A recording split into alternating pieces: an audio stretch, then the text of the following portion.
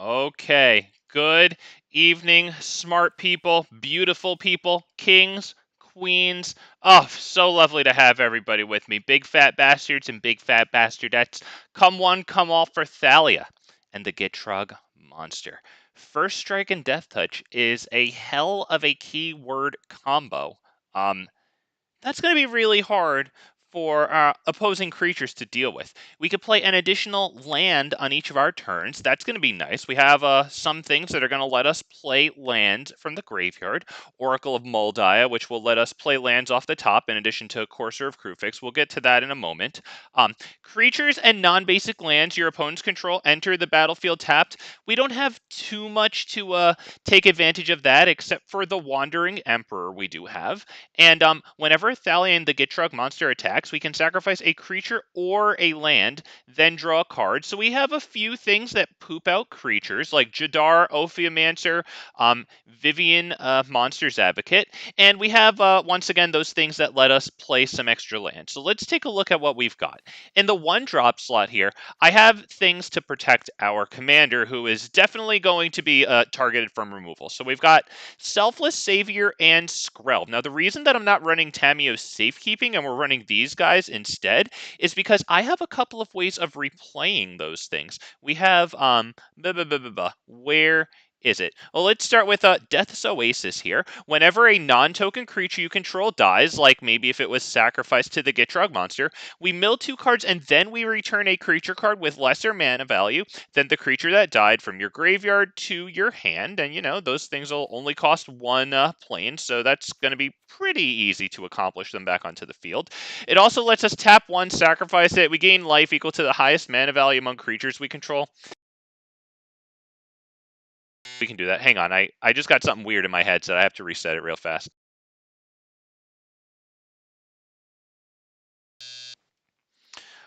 Okay. So, in addition to this thing, to replaying creatures, we also have Lurrus here, who will allow us, once during each of our turns, we can cast a permanent spell with mana value 2 or less from our graveyard. So, that's pretty good. Another really nice thing to cast back from the graveyard: Swiftfoot Boots, Roaring Earth, Lotus Cobra, hell, maybe even Gala Greeters. You know, actually, Cankerbloom is going to be really good there too, right? For a bunch of artifact and enchantment coverage there. Finally, we have Sarah Paragon here. Actually, not finally, almost finally. Sarah Paragon is going to allow us to cast a permanent spell with mana value 3 or less from graveyard. Blah blah blah. We already know that one. And we also have Conduit of Worlds, which it will let us cast from the graveyard, but if we do cast a card like that from our graveyard using Conduit of Worlds, then we can't cast additional spells. But Conduit of Worlds doesn't have any limitations on it, like, you know, you can only cast a spell with mana value 3 or less, right? Or permanent spell, whatever. Mana value 2 or less here, right? So it is pretty nice in that regard. Let's see, what else does the commander do? An additional land. So we have some things to profit off of additional lands here. Tireless Tracker, blah, blah, blah. Scoot Swarm, blah, blah, blah. We've got a Courser of Kruphix here, letting us play lands off the top. In addition to Oracle, we have things like Ramunap Excavator there, Crucible of Worlds, and I think we have one more thing. Conduit of Worlds, allowing us to play lands from the graveyard. I don't know if we have anything else. Sarah Paragon, I'm pretty sure something in there. Yeah, you can play a land from your graveyard. Okay, so that's pretty cool too. Rusty, I'll get you in one moment. I see your name in the chat. Let's see. The creatures and non-basic lands, yeah, we have the Wandering Emperor to take care of that. Whatever. That's just a really nice standalone ability. And for sacrificing monsters, we have things like, you know, Loth to put in monsters and kind of get more counters off of, their deaths, right? We have Vivien Monster's Advocate, Zendikar Royal, this thing here to poop out monsters to sacrifice to that, right? Liliana Dreadhorde General, Vraska here. Oh, right. Ancient Green Warden also plays lands from the graveyard. Okay, fine. Let's see. We have this card. This is pretty interesting. Whenever a creature we control dies, we gain 1 life and draw a card. Not only is that, of course, going to be useful with our commander, but this is going to be quite nice against board wipes that destroy as opposed to exile, right? Yeah, that's going to be pretty good. Let's see. We have more things that profit us when things die. We've got Midnight Reaper here, drawing us cards when non-token creatures die. Morbid Opportunist. We played to some pretty good success yesterday. Yeah, especially yesterday, in Zayatora, we had a pretty good game against, Sheoldred Whispering one, where we got a lot of draws at a Morbid Opportunist, and actually, Corvold did, really well in that game yesterday. Let's see. I mean, we've got good stuff here, like, Glissa Sunslayer, you know, we've got Knight of Autumn, which gives us nice extra coverage against artifacts and enchantments, and then, you know, once it's on the field after destroying artifact and enchantment, as a 2/1, that's nothing really special, so it's pretty easy to sacrifice it to Thalia and the Gitrog Monster, and then we can cast it again with a Sarah Paragon, Conduit of Worlds, you know, and get more artifacts or enchantments out of there. We've got Wrenn and Realmbreaker because 3-color deck, so lands we control have add 1 mana of any color. That is super good there. Yeah, milling, everything it does is good. I don't really need to go through everything this one does. Honestly, I don't have too much more to say about this. I just hope that I don't screw it up too hard. Let's take a look here. The average mana cost is behind my text box, so I can't read it to you. I apologize for depriving you of my voice there. 39 lands. Let's get right into this one. Thank you, everybody, for joining me. Rusty, I am 1 tier away from Diamond again. Very nice, dude. Yeah, it's, whoo, boy. It starts getting hard in Platinum. Like in Gold, of course, as long as you have, you know, a decent amount of, you know, rares or the quote unquote, you know, right cards, I guess, the powerful cards in your deck, you can definitely make it through Gold pretty easily. No offense to anyone who's having a hard time in Gold, of course, but like once you fill out, you know, the rares in your deck, you're gonna get to Platinum pretty easily, because every win gets you like 2 notches in your rank, you know, in Gold. But like once you get to Platinum, you have to maintain a slightly above 50% win rate for a little while to get to Diamond against almost strictly meta. In Platinum, you're definitely going to be facing up against some things that aren't meta, you know, or at least some things that maybe aren't top of the meta. But once you get to Diamond, dude, good God. Once you get to Diamond, it gets to the point where my strategy this month for playing Standard is to not get to Diamond too quickly. I plan on playing Standard on stream for like the 2nd and 3rd week of a month, right? Leaving out the 1st week and the last week of the month, and playing Brawl instead in those weeks. Just because of how the competition gets a little fiercer in a Standard during those weeks. Let's go ahead and take this one. It's not the greatest thing. We do have double green, though, here, so we can definitely take that. Let's start with this, and we'll go ahead and grab ourselves a Swamp. Unfortunately, none of these immediately sacrificed lands will actually, you know, offer us the ability to get all of our lands. Lotus Cobra's good, but I think for now we can probably go Signet. And then next turn we can go Lotus Cobra, drop it. Yeah, 1, 2, and then Lotus Cobra, and then 3, 4, 5. Okay, yeah, we're good here. So Lotus Cobra.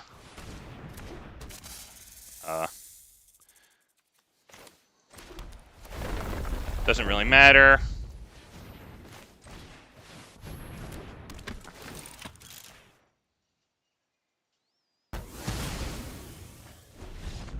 That was their only source of blue. There you go.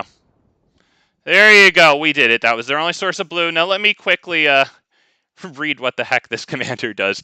When it enters the battlefield, create X Shart tokens. That's very disgusting and vulgar. Shart tokens? That's disgusting.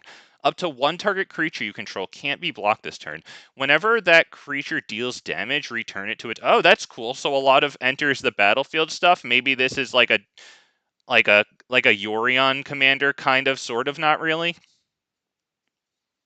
And create a Shart token. Ugh, God, that's disgusting. Why would they say that? Streetwise Negotiator is working nice for me. Okay. Beast Caller. Okay, yep. And Adaptive, yeah, with Bloated Contaminator. Oh, gosh. That's so satisfying when you can freaking proliferate your green things to be fatter. Especially that Adaptive, yeah. When that 1-drop gets, like, really huge, that's so awesome. Yeah, man.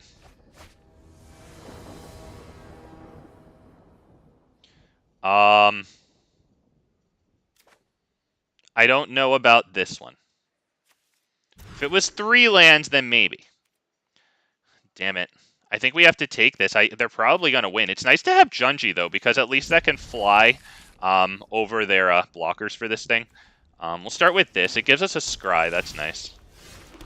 Lotus Cobra's a phenomenal pickup there. You know what? We will take that. Because we might need to ramp into a Green Warden or Junji pretty quickly. Let's drop this one and go Lotus Cobra. This thing lets us put an extra land onto the field, which is pretty cool.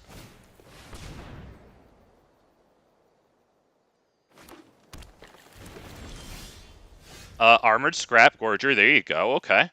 So this one, let's drop a green on that one. We'll do the Rejuvenator right fast. Yep. If we get an untapped land, that would be incredible. Does it enter tapped? Alright, so we might as well just drop the dual land there. Let's get a green right fast. Armored Scrap Gorger feels good. 2 whole entire damage.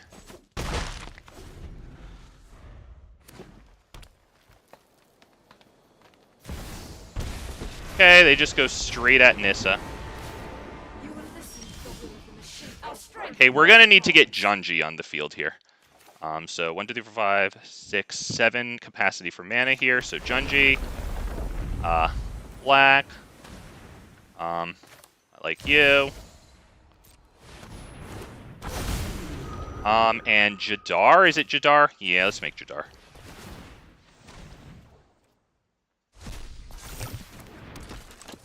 No attacks.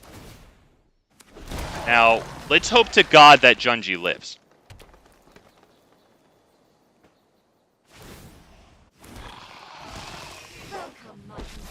Shit! That sucks. Royally. We might as well make them discard.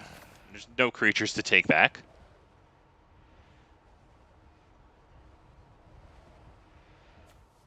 At least this will make their creatures enter tapped. But what we're really going to need is the Shadowspear to put on this to give it trample, because that works incredibly well with Deathtouch. That's very good. That's extremely good. 1, 2, 3, 4, 5, 6 capacity for mana. I guess it's just Binding of the Old Gods here, right, on Nissa.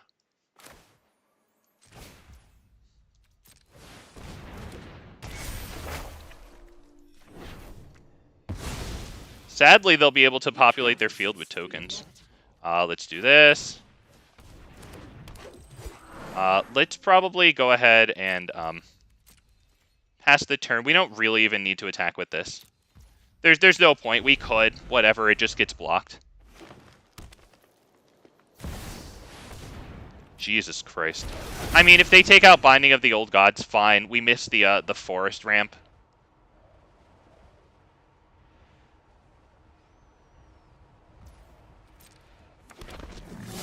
Yeah, so they didn't even bother with it. That's probably for the best. We're going to take fat damage here. We'll block with this one, I think, right here. And I think I'm good there. Let's just do this now so that stops bugging me. We'll take Vorinclex.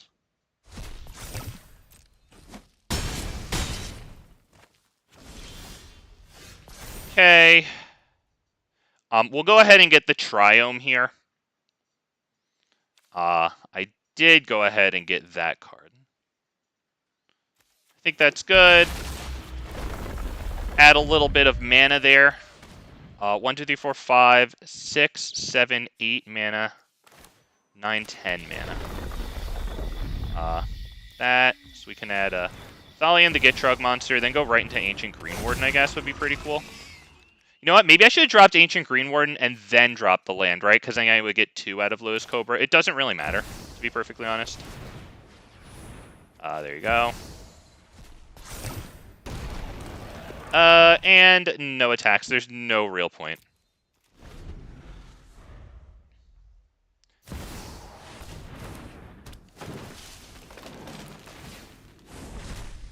Truth lies beyond Wandering Emperor. Now, there's something pretty good, and that's actually incredible because it's going to kill Nyxbloom Ancient.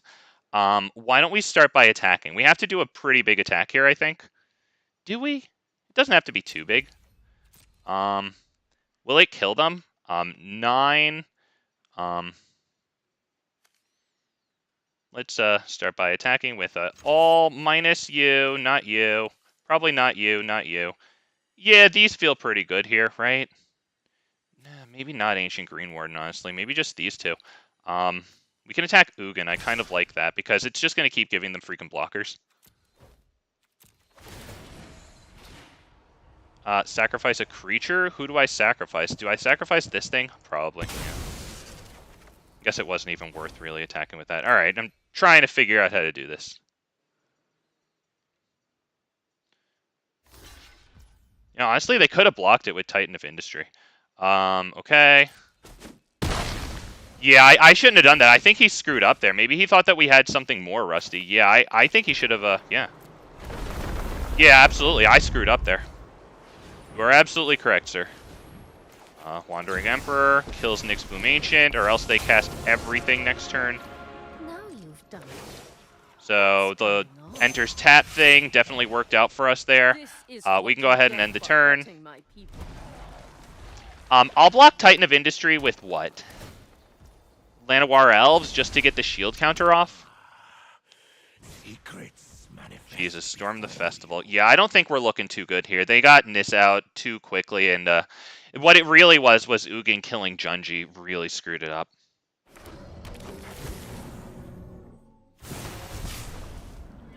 Yep, they definitely get some, and they get some, nice effects at them.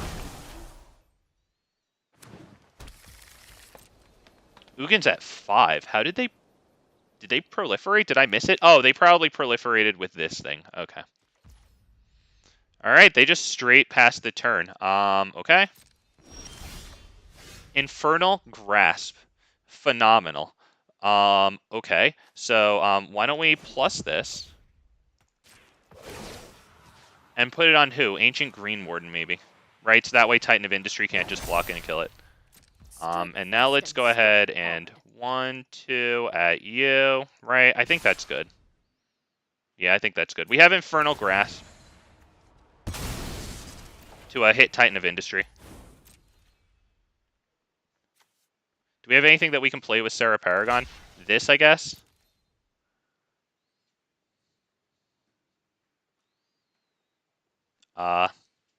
We might as well just kill this, because we're not going to kill Titan of Industry there. So let's go ahead and, I think, do this on Titan of Industry. Is that how we do it? Or do we hold that? No, we can do that afterwards. Alright. So Titan of Industry loses the shield counter. Shoot. Oh, shit, it has 2 counter. Wow, I'm missing everything, dude. I am genuinely missing everything here. Okay, holy poo-poos. Yeah, that proliferate was really good then. Holy poop. Let's just drop this.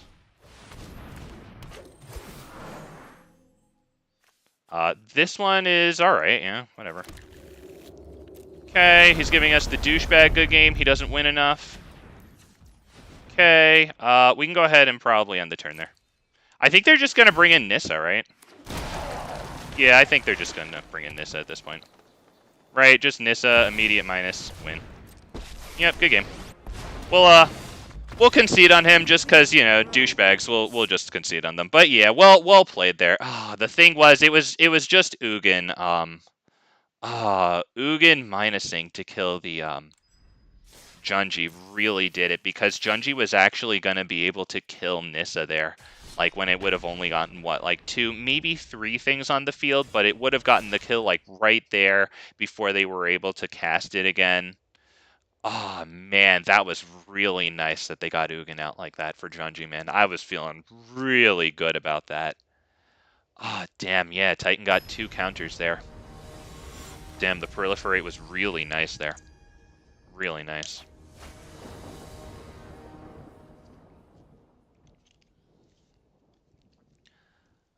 Boy. Well, I mean, going first is pretty good here. We could just use this right away for black. Yes, please.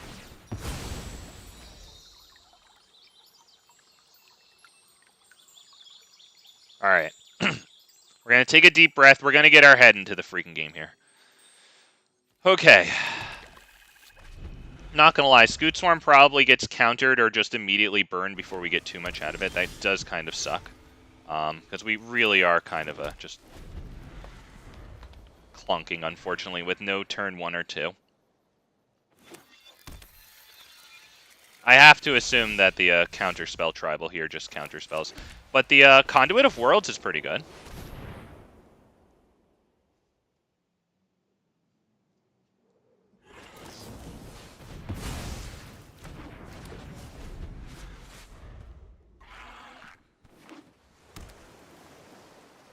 Jesus Christ, dude, I'm really not in the mood. Let's go ahead and drop this first, because just in case he has a counter unless you pay 2.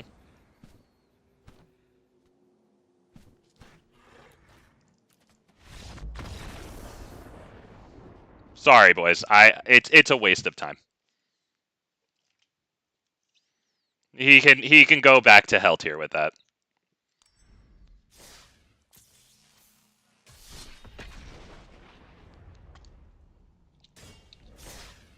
Like I say, man, if you want to play that stuff, it's cool, but I have a better way to speedrun that game. You just draw 10 cards, drop all your lands onto the field, drop an equal number of however many like spells I have, you know. I put all of those in the graveyard. He puts an equal number of counters in the graveyard, and then we just start playing from there. Like, in my opinion, and this isn't everybody's opinion, but I don't find any particularly interesting gameplay or enjoyment from that. To me, it's just pure, like, Ebola. Ah, damn. You know, this is actually pretty good if we get the third land. And if we don't get the third land, we're kind of screwed. So I don't know about this one, right? Yeah, I think that's probably a mulligan, as promising as it could be. And this is pretty good, so we can definitely take this one. Yeah, that was a good mulligan there. We can even save 2 life with that one.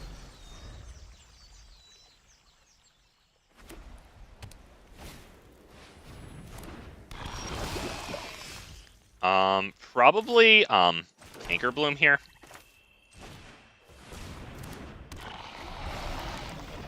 Because next turn we can drop Lotus Cobra, I guess, and then do this.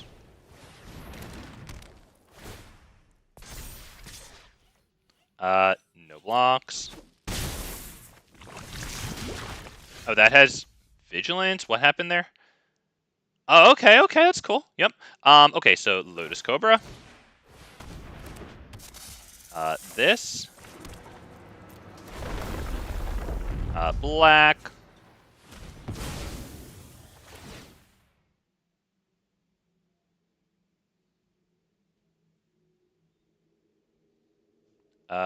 You know what? I should have attacked first. What do we need? Do we need anything here? Do I need a source of white? No, just green, whatever. Okay. And now that doesn't matter. Green. We'll probably just do Sheoldred's Edict here. Make them sacrifice a creature, non-token creature. Lana, Berry. Oh my god, just in time to watch Elish stomp me. That's never gonna... This thing can't block, right? Okay, good. That's never gonna happen. Keep dreaming, Lana Berry. That's incredible. Like a nerd that I am not a nerd, Lana Berry. And to be quite frank with you, I do not appreciate that at all. I find that insensitive. Let's go with this one. Tap it for colorless. Okay, whatever. Doesn't really matter there. Let's go ahead and get the Gitrog Monster down right fast. We get another land here. We will put black there. Drop this thing.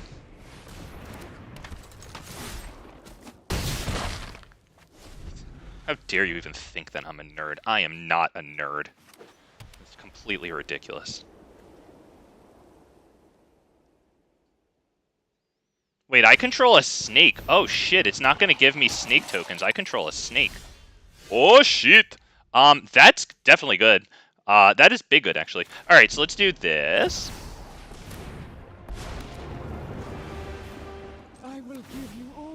On that. I think I'm going to sacrifice Lotus Cobra here. So let's start by attacking, right? Yes.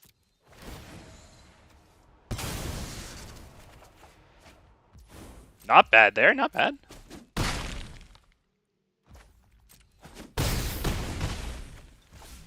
Okay. Let's do this. End turn. And now we get a snake that has Deathtouch. And I know I had to sacrifice Lotus Cobra there, but it's this thing. At the beginning of each upkeep, if you control no snakes, unfortunately, damn it, Lotus Cobra's a freaking snake. Create a 1/1 black snake creature token with Deathtouch. I'm not a nerd. Said by the biggest nerd in hit. Oh, that's rude. Completely, I am not a nerd. Absolutely not. Okay, the first strike is good there because now it won't get killed by my little snake token. Of course, it doesn't have trample, so we can just do that, get the free block there. We will be able to pay the 1 here. Oh, right, we didn't deal it damage. We don't have to pay the 1. Oh boy, Vivien Monster's Advocate, that's bigly. Up to 1 target land. Do we want to do that? I might want the Swiftfoot Boots, honestly.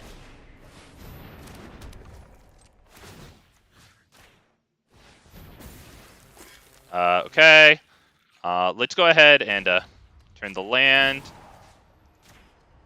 Does this have first strike? It does have first strike, so I can't really do that, to be honest. Okay, so we can attack with this, right? I think that's good here. Yeah, that's good, yes. Sacrifice that. Oh, shit, you know what? Wait, if I had swung wide, would we have won? I might have missed lethal there, to be perfectly honest. I might feel like an idiot for having done that. Yeah, I think I royally screwed that up. Okay, I have to figure this out. I think I just royally screwed up. 1, 2, 3. So do we pay the 1? Yeah, we might as well.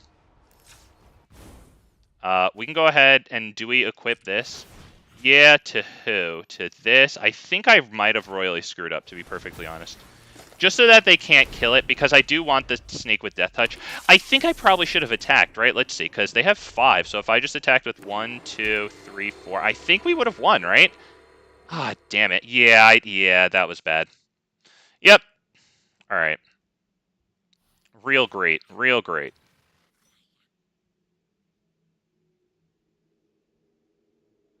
Richard says, Lana, I just got here. All I heard was I am not, absolutely not. That is not what you heard, Richard. That is not what I said. That could never be me. That's annoying. That's annoying. Gonna sacrifice this, destroy target artifact on probably this? Or do we destroy it on this? That. Because that helps with commander tax, right? Because this is going to cost 6 next time. I guess they'll have to tap out entirely for it. Okay, I might have royally screwed this one up, to be honest. That actually really sucks.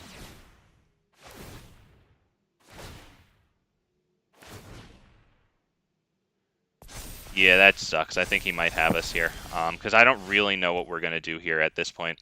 Up to 1 target land we control is not going to be good enough here, right?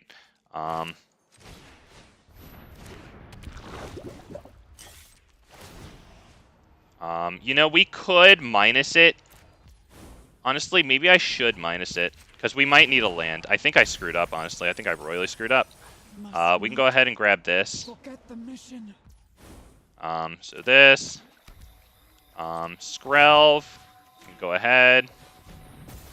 Get haste. I think at this point we can probably attack. I feel terrible. I just royally screwed up. That really sucks, dude. Shit. That royally... Oh, damn it. Oh, that's embarrassing. Oh, man, all I had to do was mash the spacebar too, man. That's all I had to do. Yeah, we're not going to survive next turn. Yeah, he got this, I think. We can't really do anything, right? Vivien Reed, Zendikar's Royal. Yeah, I think he's got this. Oh, man, that really sucks, right? I can't do anything, I don't think. I mean, we could see what we're going to get with this, but we're not going to hit lethal on him. unfortunately. Takanuma's cute. Shambling Ghast is cute. But we're not going to do anything. Damn it. Let me tell him good game. Ah, damn it. That's not the start I wanted to the stream, because people are going to click off of the video before it gets started now. Even if I wind up doing really well. Jesus Christ. Oh, God. Alright. That really sucks. I think that was not a difficult lethal to see either. I really should have just mashed the spacebar.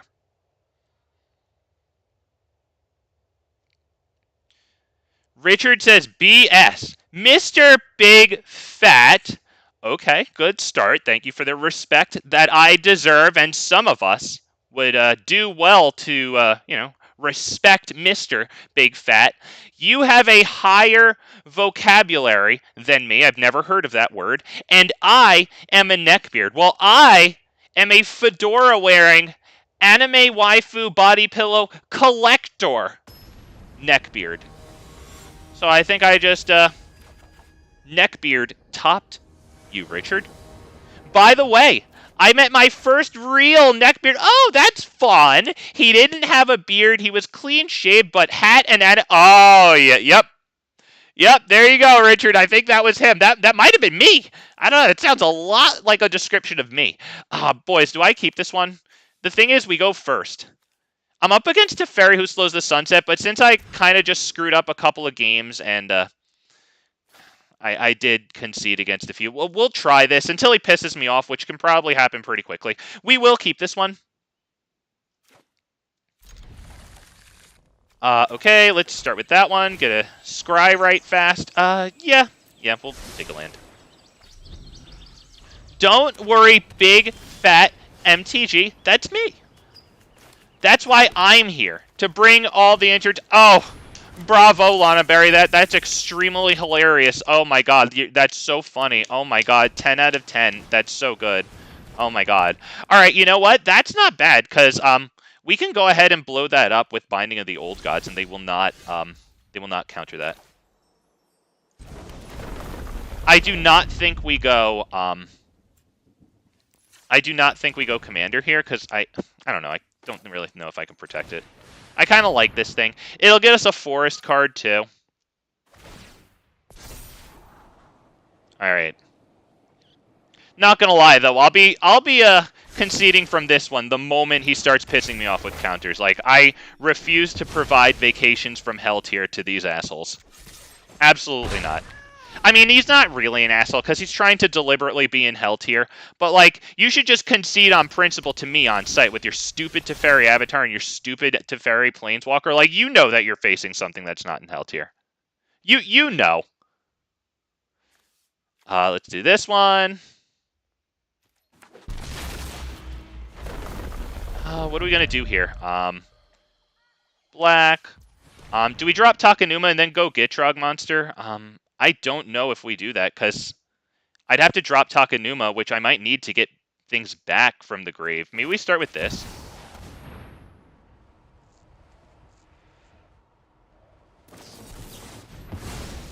Shit, you know what? I could have just dropped... I mean, I'm sure that they have another counter, to be perfectly honest.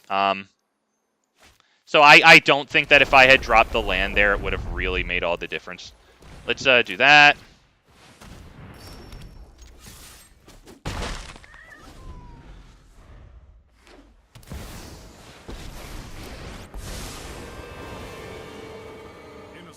Has been through enough.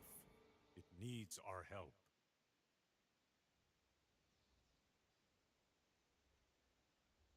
Christ almighty, dude. It's always these fucking blue-white players. It's actually fucking always these blue. He can't even figure out how to do this his own commander's move. He genuinely can't even figure out how to do it's fucking always the blue. I swear to God, they must be on, like, oxygen at all times and feeding tubes. I swear to God. Like, oh, God, these are the types of people who have handlers and wear helmets and, like, get, like, fed applesauce, you know? Like, I'm really sorry, but, like, it's not all the blue-white players, but it is all the blue-white. Come on, dude. Really? That's your own commander. Jesus Christ, these people. Okay, let's see. I mean, the Signet's pretty good, right? We go first, and then we get into Wrenn and Realmbreaker, or maybe Tireless Tracker, right? And then Wrenn and Realmbreaker can help us get lands. I think we can give this a shot. We can get a swamp with this, and then we'll have all of our colors, so that's pretty good. No, I'm not gonna lie, Lana Berry. Yeah, applesauce is mad good. Some cinnamon in there. Oh, absolutely. It's no hating on applesauce. Applesauce is dumb good. It might be the best decision these blue-white players have ever made. Hillbilly, what's going on, man? How you doing? He's here early. You did it. Thank you for stopping by. Hell yeah, nice to have you, my dude. Yes, please. Thank you. There we go. All right. Okay, there you go. That's something, right? We can get a Signet into ABZAN's Pilgrim. That's actually mad good, right? That is super good.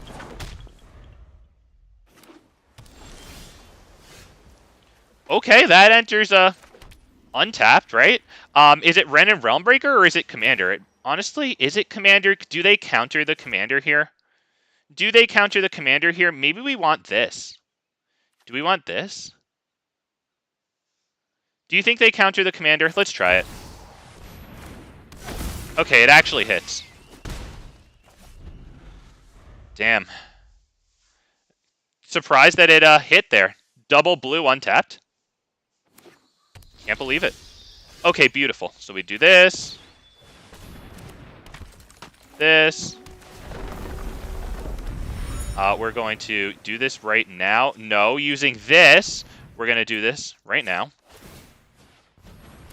Because I think we should sacrifice the Pilgrim here. That's good.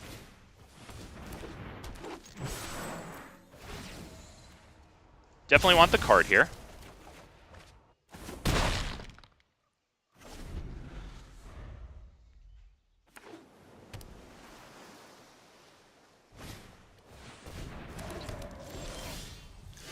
Okay, that's pretty cool. I say we do this guy. Lair of the Hydra, because that gives us a free little insect to sacrifice. We'll sacrifice this right now to power him up. We get an extra land. Because of our commander, extra land on each of our turns. There you go. And we can go ahead and attack. You know what? Let me actually sacrifice this. Full control. Can I please do this? Thank you. Just to get an extra point of damage.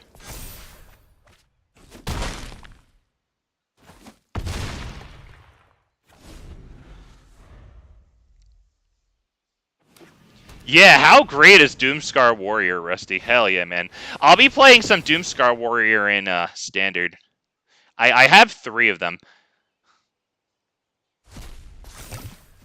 What a good card, dude. What a good card. Skyclave Relic. I mean, that's good. It helps with commander attacks should this thing die. Alright. Are we just going to win here? Let's see. Oh, wait. Yeah, I obviously have lethal. Never mind. I'm sorry. I'm being a jackass here. I don't have to do that. My bad. This doesn't really matter.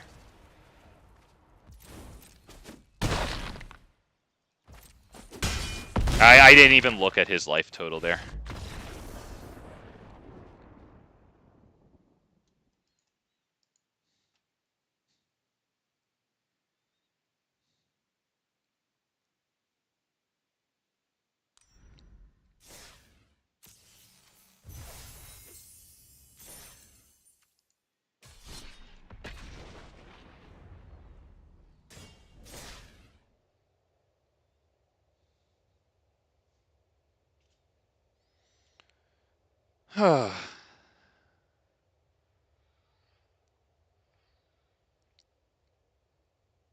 Okay.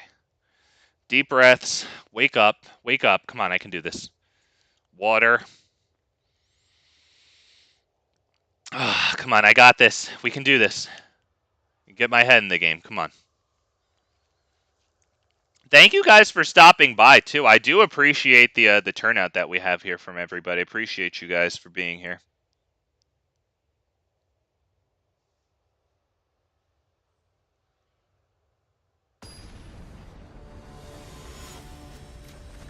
Gasp!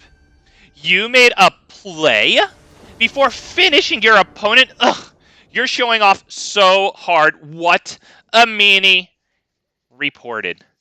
That's great, Lana Berry. That's great. You know, I work hard.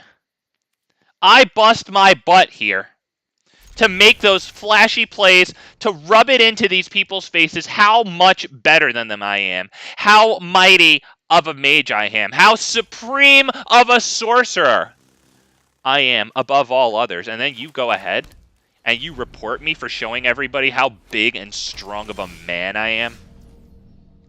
Real nice. Real nice. This is cool because it'll let us play this back from the grave, which is kind of nice. And we even have a backup play there, which is actually cool. Let's go ahead and drop this one. We could do Ophiomancer here. It might actually not be a bad idea. What we're going to really need to do is kill the Prismatic freaking bridge. So why don't we go ahead and get the swamp with purple in it. I think that feels pretty good. Hope everybody agrees with that. Let's go ahead and drop this thing. Although I wonder, did I make the right move there? Because next turn I could have done Thalia and the Gitrog Monster maybe, right? And then played this from the graveyard. Maybe I should have done the Excavator. That's pretty good. We're not really there yet. We're going to have to do this thing. So sadly, they're going to get their... They're going to get the Prismatic Bridge down, and it's probably going to be ugly at that point. It looks like they have all their colors. Yeah, Supreme Verdict, that's good. Yeah, it's definitely good. Okay. That's pretty good. Does this untap the land? Untap target land? We could do that one. Yeah, let's do it. A land that doesn't really matter. How about this one? It's The land shall conquer you. Looks like we can do that one. We have a couple of ways to get rid of artifacts and enchantment. We have like Night of Autumn. We have Loran. Shoot. We also have Glissa, but that's going to take a moment to actually use it. Jesus Christ. Okay, buddy. Oh, freaking K. So we have to get Thalia and the Gitrog Monster down here. I don't think I can even do Nissa's ult yet. We had to tap out super hard there for that guy. So this is going to be bad. This is a legendary enchantment, so it does trigger Joda. All right, so this is going to be ugly. I think the guy pretty much has it at this point. We didn't disrupt his early game there enough. I don't know what we would have really done, right? It looks like he just did Cultivate and that.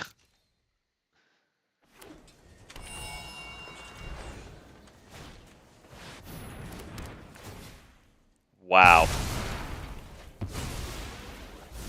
Alright, this guy's killing us. Nevertheless, we can still ult Nissa here, I guess, which is kind of alright.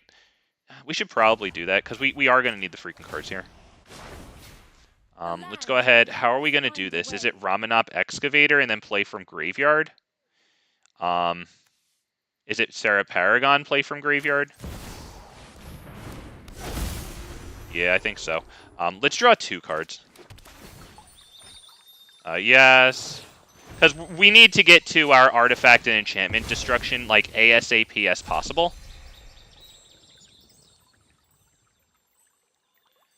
It looks like we can just grab green, whatever. So let's get that. Yep, draw a card.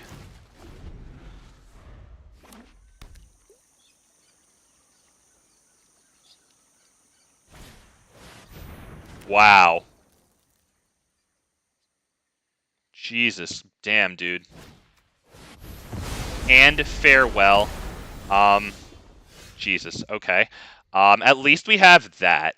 So how exactly are we going to go about this? We could drop the Oracle of Mul Daya and get a bunch of lands onto the field. That's not terrible since we have so many in hand.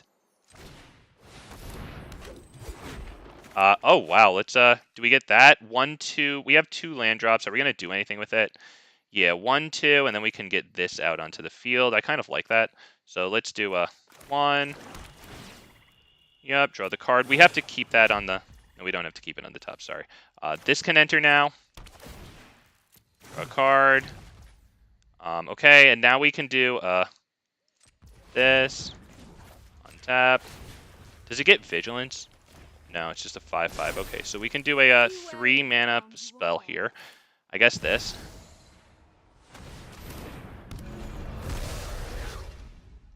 Is this dude just a troll? Like, he just straight up hit me with, like, several consecutive... Was that several consecutive... What happened there? Supreme Verdict. Farewell. Alright, very unfortunately, we don't have the haste for this, so we really need to get a destruction for his enchantment there. So let's start with this. We really need to get the enchantment destruction here. Like, we need it so bad. That really isn't enough here.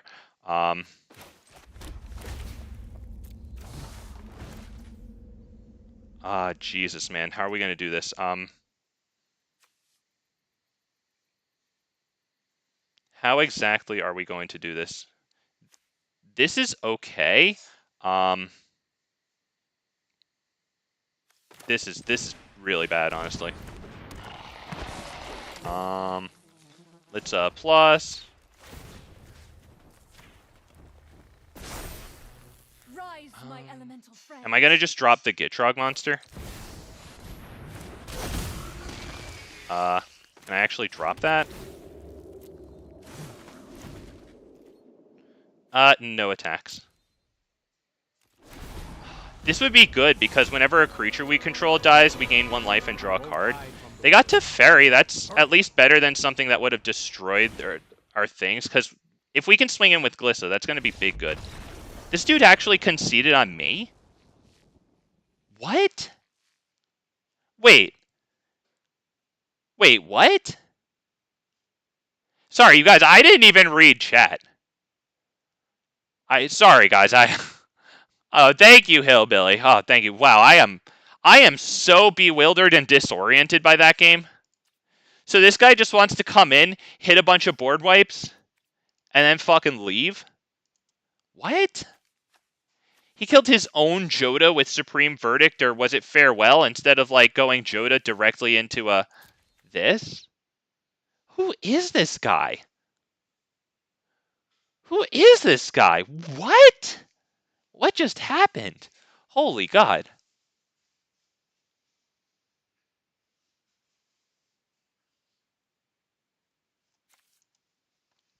Oh, Hillbilly, she just messing, Hillbilly. Lana's just messing around, man.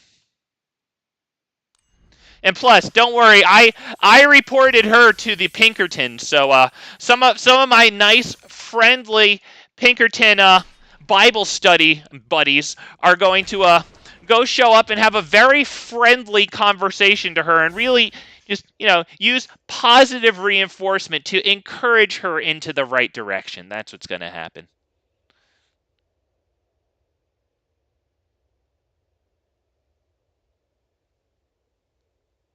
Yeah, don't worry, man. I already called the Pinkertons on her. If she wants to report me, she's getting banned. The Pinkertons are showing up, and yeah, maybe they can talk to each other about Jesus.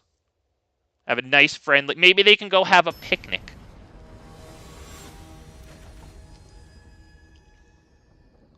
Is Thalia and the Gitrog Monster hell tier? Because I'm not gonna lie, I'm facing more hell tier than I did when I ran Atraxa. I don't think I have to lie. I'm pretty sure that's easily verifiable.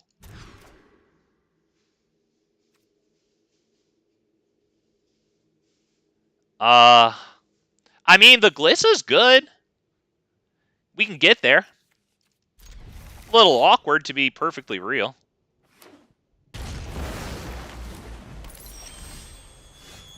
Okay, that's a good start. We got that for next turn, I guess. So this one, what do we need? Plains, Island, or Swamp? Let me see. Swamp, I guess. That's super good, because now we can, yeah. That's good. Swamp.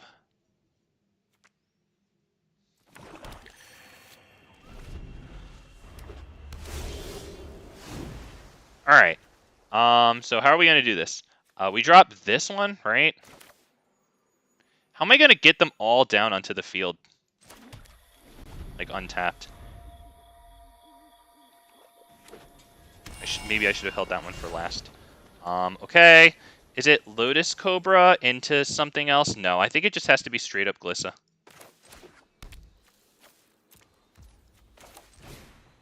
Kind of have to pray for Glissa, not gonna lie. Wow, they got their own Glissa. Jeez, you think... God damn it, dude. Really? Oh, okay, man. Let's see. Lotus Cobra into that, and then attack with Glissa, I think is probably good. Why don't we start by attacking? Let's start by attacking. I'm liking that. Yeah, we'll trade Glissas. That's fine. And this. Doesn't really matter there.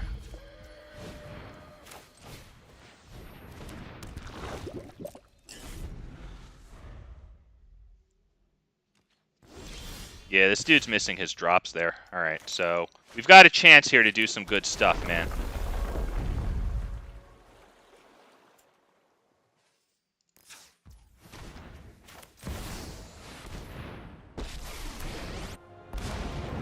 Let's go ahead and plus at that point. Okay. Do we attack with both of them? I think so.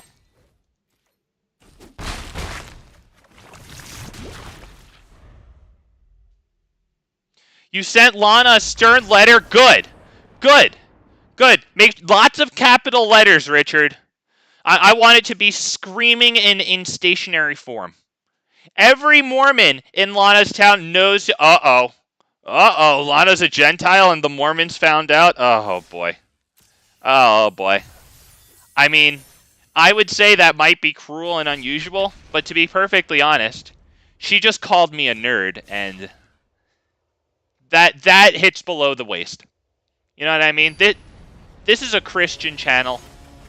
I never call anybody names, so I feel like I set a pretty good example here of, you know, like, the height of civility. So, like, when people are going to call me names, that's just not right. What are we going to do here?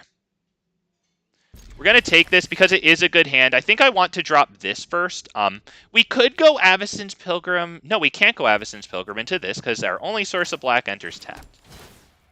Okay. Wow. You know, we can take that. Do we? Do we, though? I think so. Because if this dies, maybe to a fight spell against mono green, that's pretty much the only way it'll die. Let's drop this. This.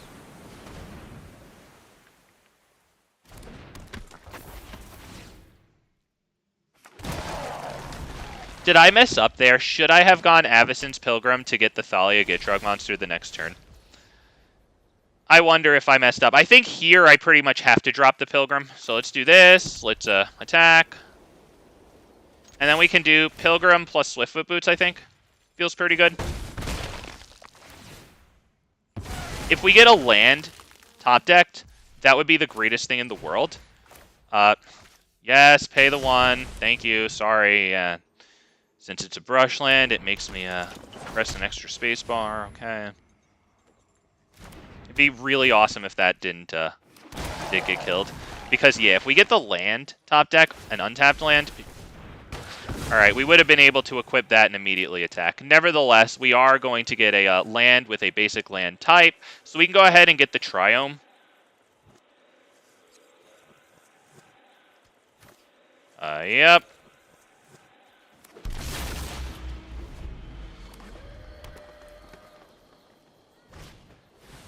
Wow, Llanowar Tribe. That will get them right into their commander. That's no joke.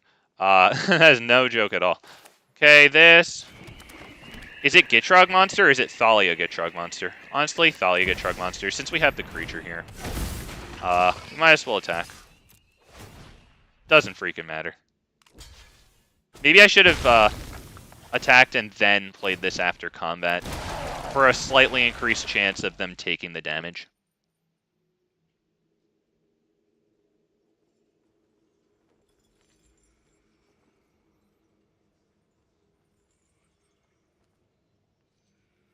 Oh yeah, Lana needs Jesus. She calls me names. That's not very nice. That shit hurts my feelings. I never call anybody names. Unbelievable. I'm offended, and therefore I'm correct. They're getting awfully close to this thing. 1, 2, 3, 4, 5, 6, 7. Next turn, they'll be able to do this. That's not good. Let's start by attacking. We'll attack with a 1, 2. We don't need to attack with that thing since we're just going to sacrifice it anyway. Whatever. Get a card.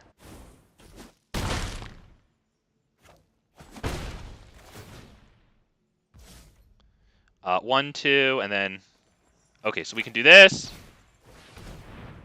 And then get Gitrog Monster. Which is pretty cool. Black, doesn't really matter. You see all of our colors here.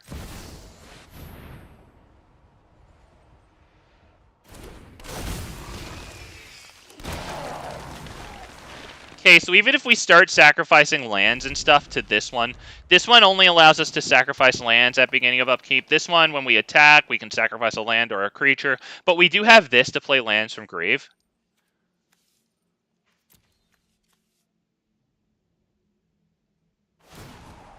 Alright, well. Let's hope that they whiff. No Emrakul's, please. Okay, this is something. Tyrannix Rex, Voring. Oh, Jesus Christ, dude. Okay, well. Oh, okay. Thank goodness it all enters tapped. Yes, we will sacrifice a land. 1, 10, 12, 14, 16. We need one more freaking damn power. And I don't really have it, man. How are we going to do this? I don't have power. I ain't got the power, man. That... We can go ahead and drop Morbid Opportunist. Wow, yeah, that guy got a huge hit with freaking Vorinclex there. Oh my god, look at that. It was so good that he didn't even bother with this thing. Didn't even bother with this thing. I guess, thank goodness, the creatures entered tapped, right? Because, yeah, let me see. 1, 2, 6, 8, 14, 16. We actually didn't have lethal, so I might as well have just sacrificed this thing to the Thalia and the Gitrog Monster there.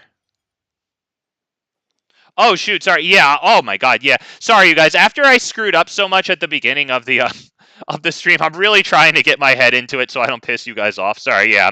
I'm focusing a little more on the game. Never-ending radical... Oh, god. Thank you, Hillbilly. Thank you. Yeah, I wish everybody could get on the same page with you. I deserve it. I deserve it, Hillbilly. You're absolutely right. Oh, gosh. That is what I am. That is what I am. I am not a nerd. I'm that. I'm an NERD. I'm not a nerd. Hurts my feelings, man.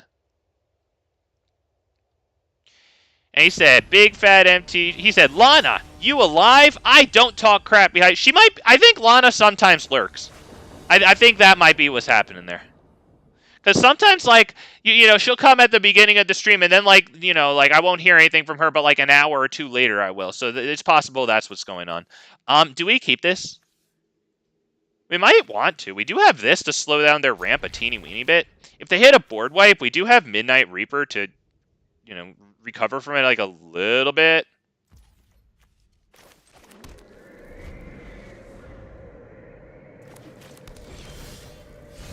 By the way, shout out to all my lurkers.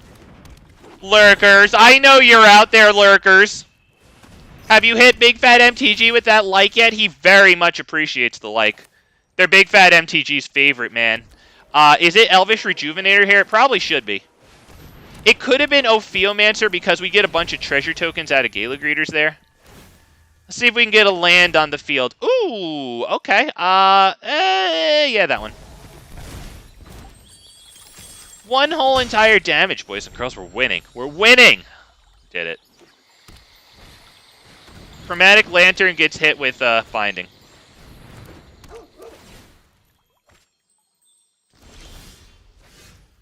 Wow, we got Vraska too. Damn. Okay, well, this, right? Do we do anything else after that? Let's do this actually right now. I think we need to get the forest down right fast. I could have gone Felidar Retreat and then done that. I don't know, man. I don't know. I'm screwing up every freaking play I can, to be honest. Trying not to, but it's not working. There. Binding of the Old Gods. We'll mess around with their lands a little bit. We will absolutely not attack with Gala Greeters there, but we will attack with that one. I don't think they... I mean, do they really want to do that? It doesn't matter. That's just a vanilla 1-1 for their pretty much vanilla 1-1. Hardly matters. I don't think this game is going to end when somebody's life total goes to 0. I think one of us will quit on the other. We do have Vraska here to blow up their Signet.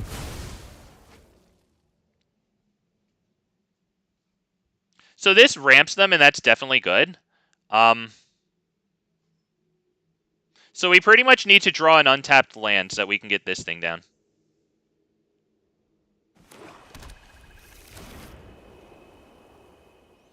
Yeah, you might as well attack, dude. You might as well attack. Unless you're going to, like, ephemerate that thing or something. Okay. Yeah, he must have plenty of removal there, or just knows that he's going to draw more with, like, Atraxa or whatever. He didn't get a land drop there. We like that. I don't really know what we're going to do about it, to be perfectly honest. We might need to drop Ophiomancer here for the treasure tokens. I mean, I can also go Crucible of Worlds, Fabled Passage. Ah, damn it. Damn it, this really sucks. Do I just do this thing so I can start pounding them with Gala Greeters? Let's get the +1/+1 counter or the treasure. +1/+1 counter, because at the beginning of their upkeep, we're going to create the snake token, so then I'll make the treasure at that point. Damn, we came grounding to a halt. I really wish we had gotten the land there. I would have dropped Vraska, killed this. Because now if they get the land, they just drop Atraxa, and then I have to drop this and minus it. Alright, Elder Gargaroth. Yeah, I would have to minus it for Atraxa. Now I probably have to minus it for Elder Gargaroth. And I really want to screw around with their lands. Do I do that? Do I sacrifice Vraska to keep them away from Atraxa? It might be worth it, honestly. Might just be worth it, boys and girls.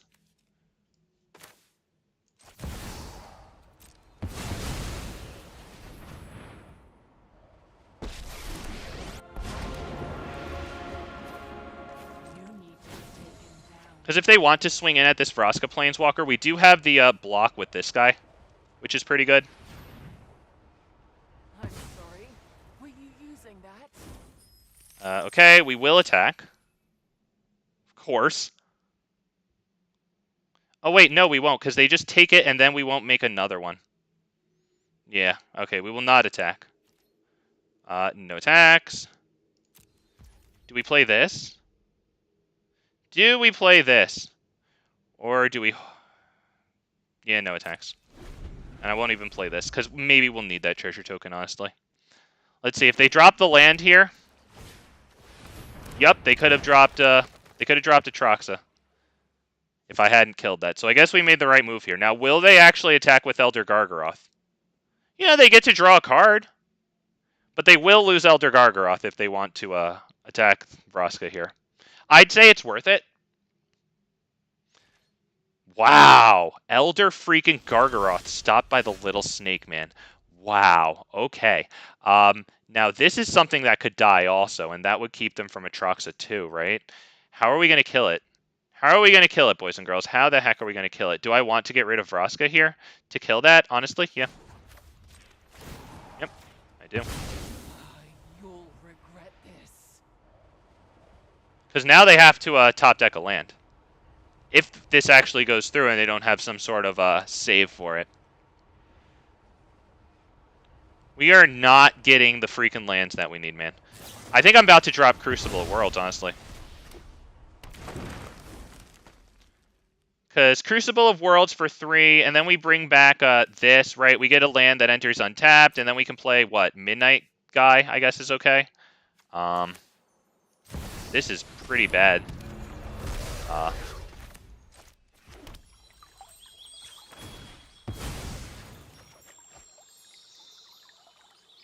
This is actually painful. Like, their land situation is pretty annoying for their commander, but let's be real, ours is pretty freaking annoying here, too. Let's just get this one. I think we definitely want to go this guy. Gala Greeters can make us a treasure. No attacks. Christ, man. This land situation is horrible. So they get to go Atraxa here, which is, of course, the way to go, because now it fills up their hand with all kinds of awful stuff. Let's take a look. They have fucking Coma. That's going to be a royal pain in the rear.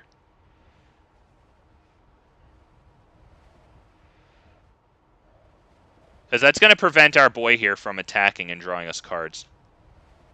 So we did a kind of cute job preventing them from getting Atraxa for a while, but wow. Destroy target creature. Wow. Skyclave Apparition. Probably kills the Ophiomancer, so that way they can start attacking through. This is very, very bad. Do we drop this and then start giving +1/+1 counters to all our creatures? Because it's going to get killed by Skyclave Apparition. Right?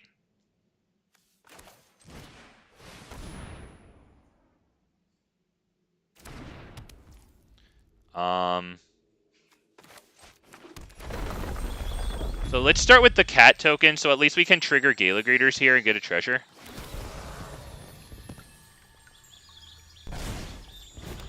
Now we'll sacrifice.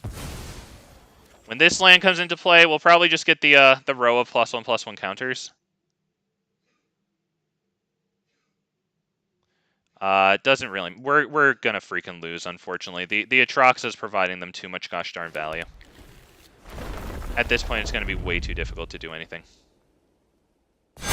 I would say. Let's see. Are there any creatures that I can bring back with this thing? Not yet. There's no stuff for me to really freaking do here, man. Let's go ahead and equip. On who does it really matter? How about this thing, I guess? Pay 2.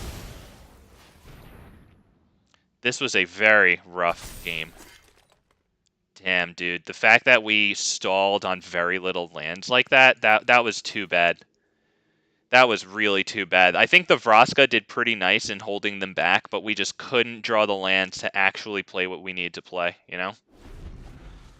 That was a very, very brutal game. Yeah, Skyclave probably goes and gets Felidar. Yeah, that's good too. Yeah, that's the only reason I have any lands on the field freaking at all. That's a good play there. I can't believe he passed up Coma. Because sure, like, this will kill our commander once, but he's going to have Ephemerate flex, right? And I guess he has this one Ephemerate here. That's pretty good. Oh, boy. Okay. Wow. Okay. This is brutal, man. All right. I mean, Junji's pretty cool. It doesn't really get the block on their commander like we need it to, though, unfortunately.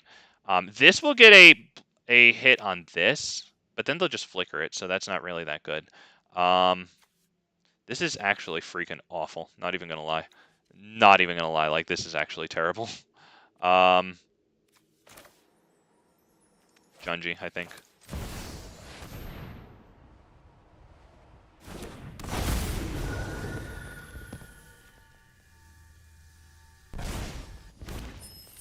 Do I put this onto Junji? It doesn't even matter, right? Yeah, it does, because it can trade with Elder Gargaroth at that point.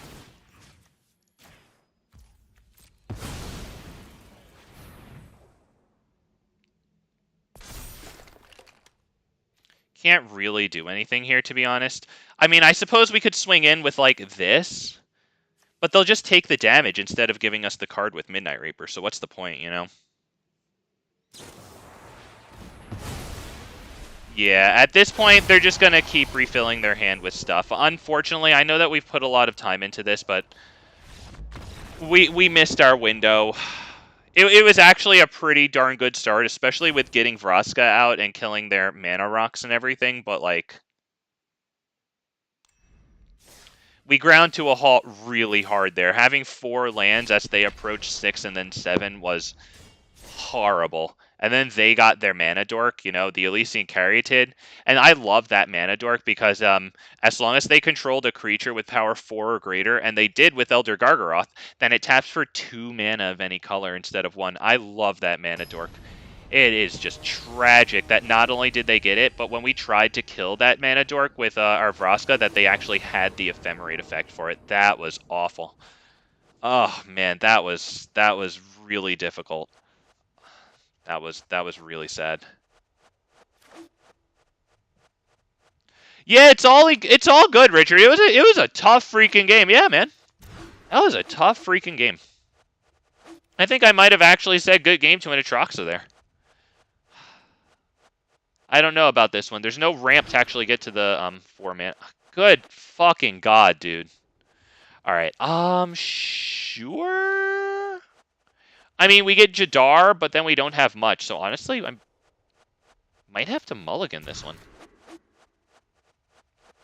Fine. Yep, we get rid of what?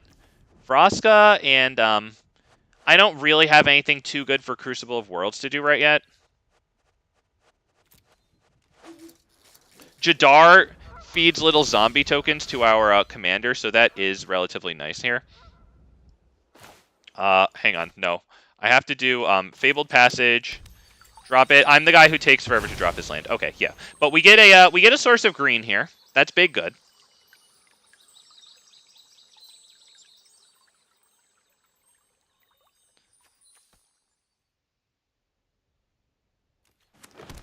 Oh, my bad, Richard, my bad. Okay, that was a chat rant.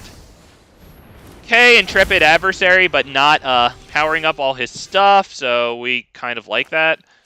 It's probably into the north here. It could be Jadar, but into the north gets us Oracle of Mul Daya next turn, and then we can get a nice land down.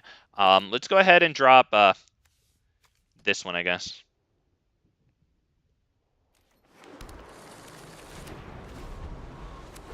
We have double black in hand, so... Yep, they take a nice swing on us, and they don't really do anything else there. Alright, so we're going to do this, pay 2 life. You... Thank God they didn't Mana Tithe. Alright, so we get a land off the top. Pure card advantage. You love to see it. And hopefully it doesn't just drop dead. It doesn't.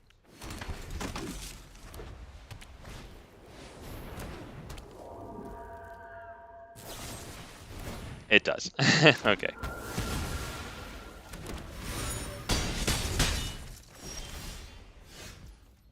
Okay, that's probably going to be Thalia Gitrog Monster. We hope it doesn't just drop dead, but I don't really have much else to do here. I mean, I guess I could drop Jadar, Knight of Autumn. I don't even have a good artifact or enchantment to destroy this, but, like, okay. Alright, at least we only take 1 damage there, so, like, that's pretty good, to be honest. We can probably just drop the Wandering Emperor here, to be perfectly honest. Let's go ahead and attack, I think. Do we drop Jadar? Next turn, maybe. We have 1, 2, 3, 4, 5, 6. Okay, so let's drop Jadar now. And Wandering Emperor. And Wandering Emperor. Nah, let's attack. Get this. We'll sacrifice Bajuka Bog.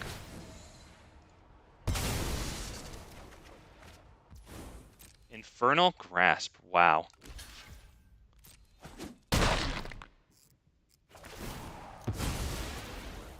Do we just kill that with the Wandering Emperor? Honestly, I should have done the Wandering Emperor before I did this. Yeah, let's just drop the Wandering Emperor. The energy of battle, then guided like water. My judgment. Because now we have this in hand, they don't know it. Because if I had done this, then they'd know we have the Wandering Emperor. Maybe they'd be a little more careful about dropping their commander the next time. They did not pay the life so that they could drop their commander here.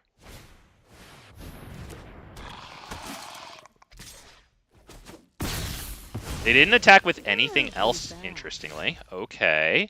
That is definitely interesting. Let's go ahead and attack.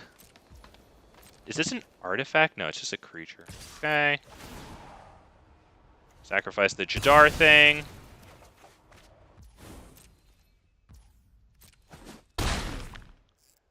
Let's go ahead and drop this. Do we put the counters on it? Or do we destroy this? We might as well destroy this, honestly.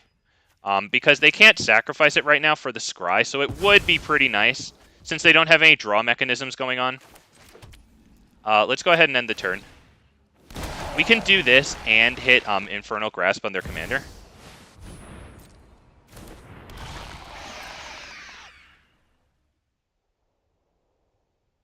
You know, maybe I should have gained the life.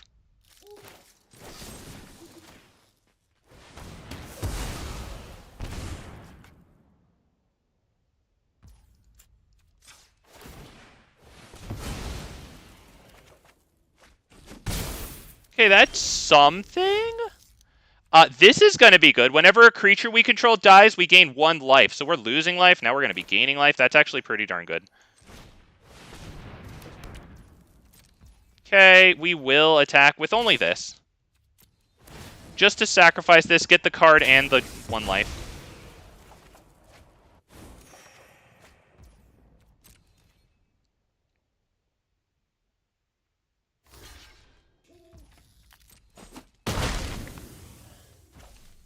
Okay, at this point, we could even hold up the potential of using this at x equals 1 just to get a block.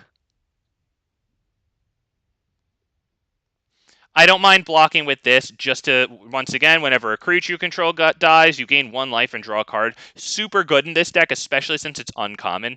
Expensive, but, like, it's all creatures, not non-token creatures. So that right now with Jadar, like, that's doing really nice. And he gets a +1/+1 counter on all of his creatures. That's super good. Okay, so we'll do this. X equals 1.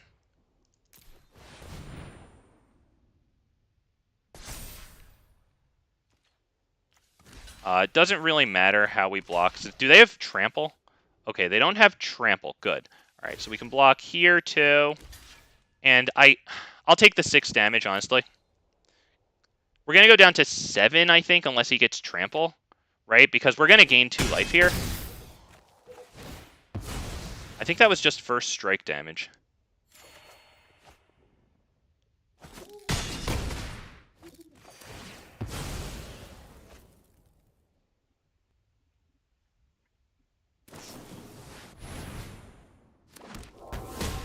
Alright, that's annoying, but we do have this thing here, which is pretty good.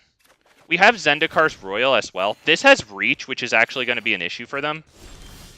And we oh my goodness gracious. Okay, that's something. How exactly am I going to do this? How exactly am I going to do this? I have to tell this guy thinking. We have a chance here. 1, 2, 3, 4, 5, 6, 7, and then 8. Is it Ancient Green Warden just to have the Reach? And then also have Swords to Plowshares up. Shoot, right, it lets me play lands from freaking graveyards. We might as well attack with that. We're not going to get a block in with it anyway. They'll probably just take it. Hey, okay, they gave us a free card. And a free life. That'll be all, because I need the Swords to Plowshares.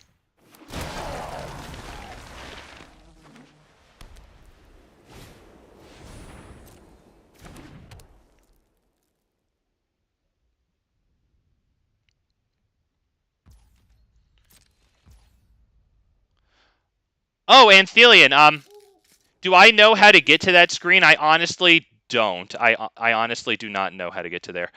Let's go ahead and take the turn, I guess. Alright, I think Zendikar's Royal might be pretty good here, because we can get a whole bunch of creatures on the field here. We're going to get a lot of them, because this doubles landfall abilities happening, and we're just going to do this. So we get big creatures here. Yeah. So do I know how to get to the screen where it shows you all the formats, like the different draft sets? I have jumpstart tokens. Let me just check that out for you really quick, Anthelian. Sorry, you guys. Richard, I'm doing a terrible job getting your chats, my dude. I'm sorry. I'm really trying to focus in after really screwing up at the beginning. Okay. Wouldn't it be like when you start going to play there? Because you're talking about the jump-in tokens, right? And then maybe events. You see how up in the top here you have like these things? I think you can go to events. I'm pretty sure it's here somewhere, right? Here's jump-in right here. If you filter by all, I guess that works. I don't know if it's in progress right now. Let's say, is it new? Guess it's in limited. That might make it easy. And then you would go to, so let's see, let's go to jump in right now. Let's make sure that it actually works. Yeah, there you go, jump in tokens. Yeah, I have a couple of them too. They gave it after like a glitch that gave the game downtime for a little while. I wasn't there during the downtime, but you know, they give it as a nice apology to people. So it is nice that like occasionally they'll try to make some goodwill, even though usually they don't. There you go. Oh my, no. They don't make it freaking easy, Anthelia. You know what would be really nice is if you could like click this thing right here, right? And then it would make that like text box kind of permanent. And then when you hovered over it, it would be like draft. And then you could like actually click on them and it could bring you to like a selection screen. Like they really seem to want people to not know how to do that. Like it's not like this is a game that just came out, you know? Like, this is a game that I played, like, 5 years ago or whatever, and then I took a break of a couple of years, and now I'm back, and that's still... like, Jesus, man.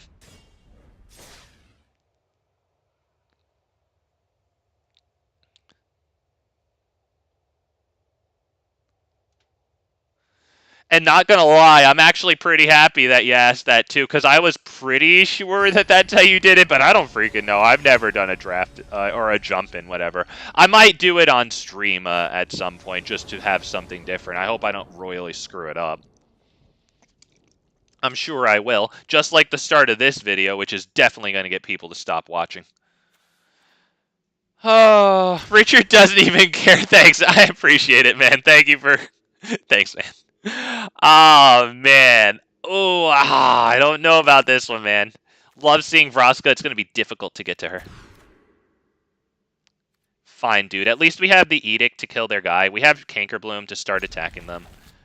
We even have Crucible of Worlds to combo with Fable of Passage, so I actually like this hand.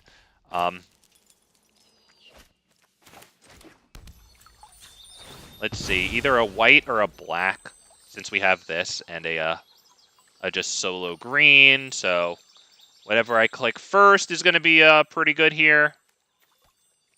There it is. Oh, good choice by me, if I do say so myself. If I had a quarter for every time someone called me a nerd, I would be a billionaire. Wow, they called you a billionaire or a nerd like 4 billion times? How disrespectful. What a bunch of nincompoops. We're not nerds here. We're big, strong men. That's what the hell we are. So I have Cankerbloom in here because I have a couple of things that let us play cards back from the graveyard. Not just lands, but like I have Lurrus who would let us play Cankerbloom back from the graveyard, which is super good against the, you know, whatever. Either artifacts or enchantments, or if we have a lot to proliferate, that's pretty cool. Alright, not gonna lie, that's mad annoying, but since they use Dark Ritual to cast that, it's gonna be a while before we see that again. So let's go ahead and do this. Pay 2 life. Tap this. Skrelv. Sheoldred's Edict. Sacrifice a Planeswalker. There it goes. Next time we see it, it'll cost 6. And hopefully they won't have Dark Ritual back in their hand at that point.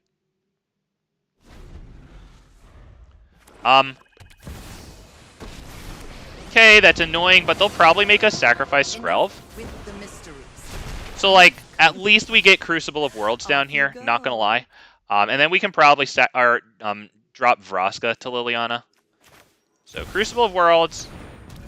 Definitely good there. Boom. Do we need any specific color? Not really. I just grab a green for now, whatever.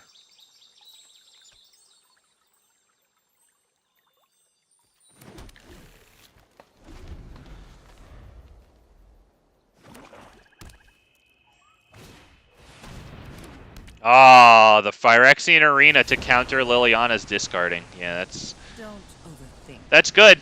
Fortunately, we do have Laron here to deal with that, so that is going to be extremely good for us. We will drop Lair of the Hydra so that we don't have to discard it.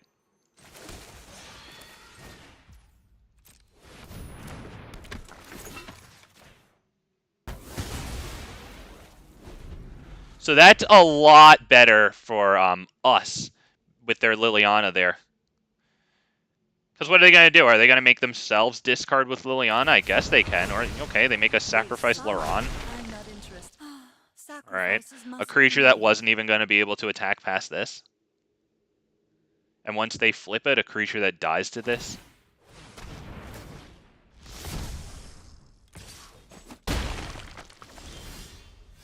Selfless Savior, that's extremely good. So now we can drop our commander in this.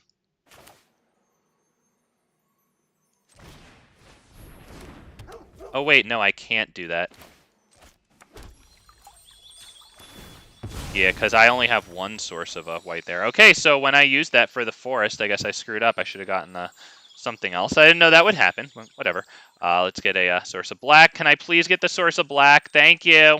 I've clicked 100 times. I clicked so many times. Do we make Lair of the Hydra 3 just to swing in? Yeah.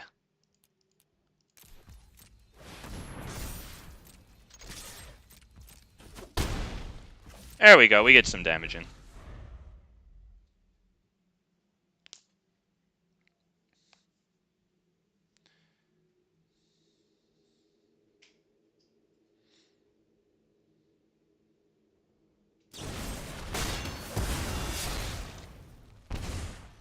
It's unfortunate. It also tells me that they have a kill for Thalia Gitrog Monster. Quite unfortunately. It happens. Cest la vie. We'll drop this instead of discarding it, I guess, right? And then we'll go ahead and 1, 2, 3, 4, 5, 6. So this for X equals 4.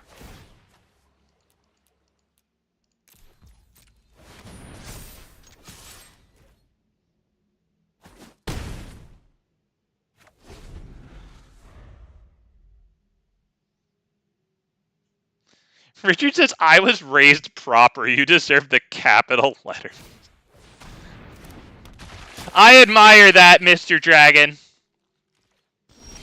I admire that. Okay, Sheoldred's good. It probably just straight up drops dead, but, like, I mean, we have that now. That's good.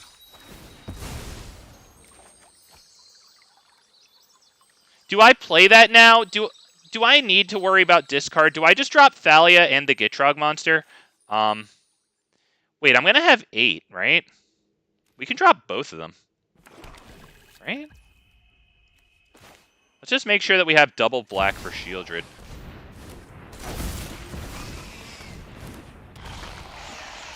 Oh shit, I get an extra land play, that's right. Extra land because of the commander. Thank you for the visual indicator. And since they haven't killed anything with double black open yet, it doesn't mean that they don't have removal. But hopefully it's expensive.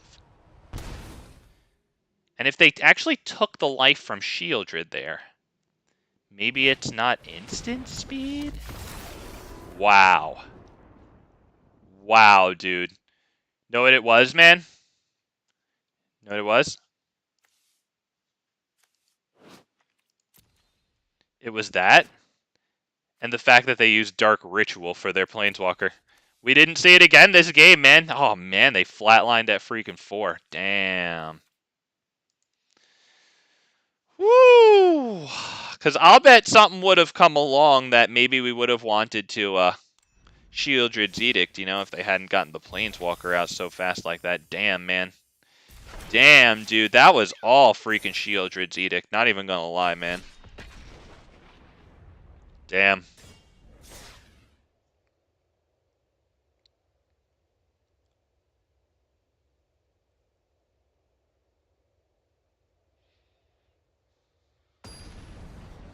damn.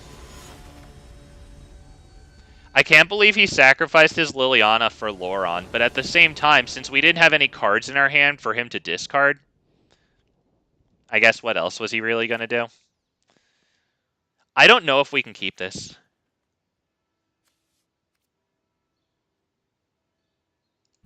I mean, 2 lands is going to be pretty rough there. We don't have the black. Damn, dude, this is actually not a bad hand. We just don't have the freaking black. That really stinks that we have to mulligan that one. Damn, man. Fine, we can keep this one. We can get a plains with that thing, so that's not terrible. What do we get rid of? Probably Junji. I think.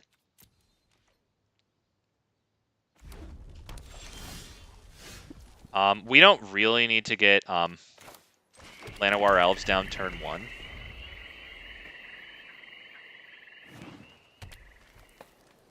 We can do this for a plains. Unless we draw a plains, then I would rather keep this in hand because it will give us a double trigger on Felidar Retreat.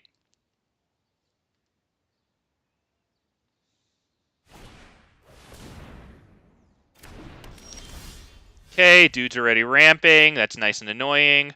I'd say we just drop Armored Scrap Gorger here, right? Since it adds the white mana.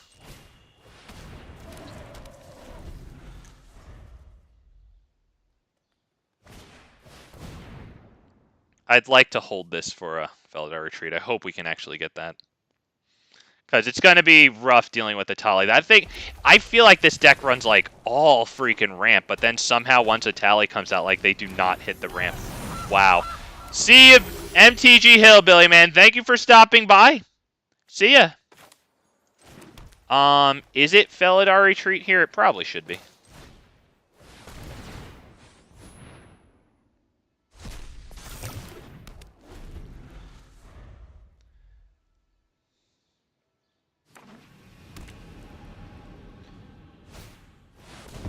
Jesus, this dude went to turn 4. I have 3 lands on the field and he dropped a Thalia. I didn't even have a bad game there.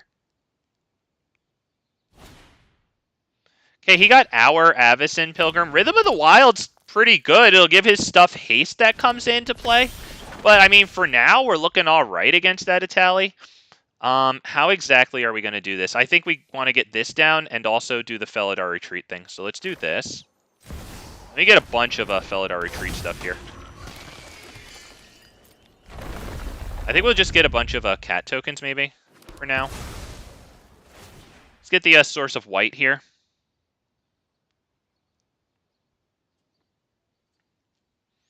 All right, so we got very lucky there with the Atali. Let's do another cat, and now we'll get the round of +1/+1 counters. I think that feels good. You. The good news is if they can't kill Thalia Gitrog, like... Alright. Okay. Okay. And here they come. Good God.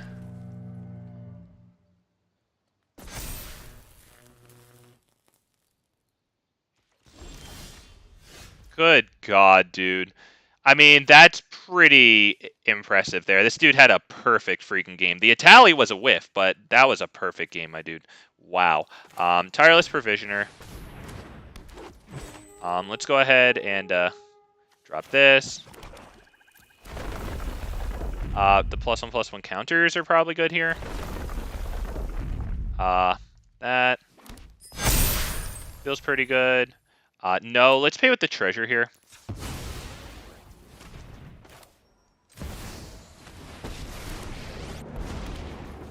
What are we going to do with Loth? Do we want to create the tokens? Does it matter? It might. We're going to need a lot of creatures. I will cull the weak. You know what? Maybe I should have tapped with both of the dorks and then dropped the land. That's going to be no attacks. This dude has a psychotic board state here, and Halan and Elena is going to put 3 +1/+1 counters on one of his tramplers. He has enough mana dorks to just flip a Tally over. That's pretty much it, right? Because I can't do too much against that. Like, yeah, I get a good block. He's taking forever to do it. Like, I get a good block with Thalia and the Gitrog Monster, but since it becomes indestructible and we don't have Shadowspear out here, Jesus Christ. Good God, dude. A Tally whiffed, sure, but oh my God. Okay. Okay, dude. Damn, he got Halan and Elena and Defiler of Vigor out, so if he had any more green spells in his hand, Defiler of Vigor putting counters on everything, and then of course including Halan and Elena, so it can in turn put massive +1/+1 counters on a Tally, right? Like, that's ridiculous. As it was, he was going to flip a Tally there, give it a bunch of Halan and Elena counters, and what do? Throw everything at it, everything dies. And meanwhile, everything else is also attacking, right? And I just die from lethal damage instead of poison damage. Wow, man. What a... Wow.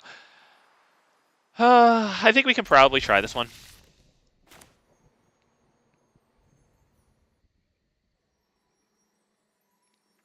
Do I wait on this land until, like, maybe turn 3? To, you know, get a slightly better scry with a little better information?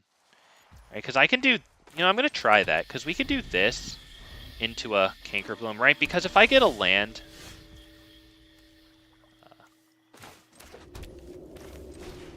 if I get a land, then, you know, obviously I can scry away lands, since with 5 lands I'll be able to play pretty much everything I see here.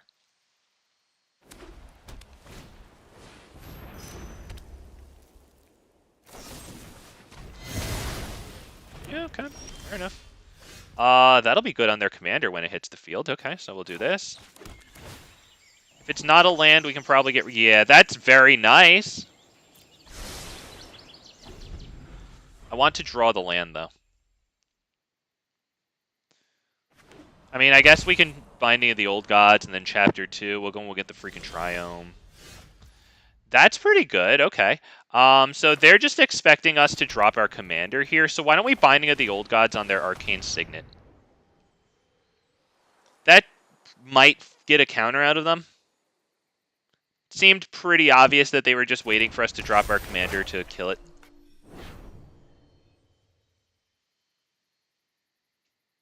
We have Infernal Grasp, so... I mean, you're the one who wanted to play counters here.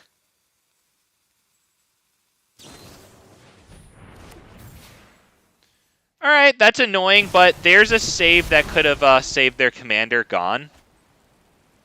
A 1 mana save, too. So next turn, looks like maybe they drop a land, hit their commander, and have 1 mana untapped. Hopefully they don't also have Tamiyo's or Snakeskin Veil or something.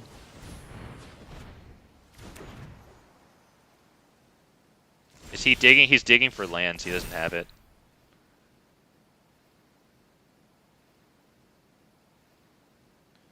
Is it Vivien Monsters Advocate here?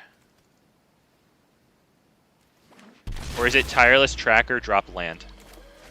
Yes, please.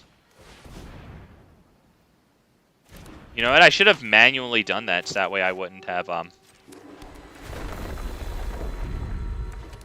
or I would still have open Infernal Grasp. So, guess what? Chicken butt, Richard. Chicken butt. Yeah, got him. Ah! Got him. What is it?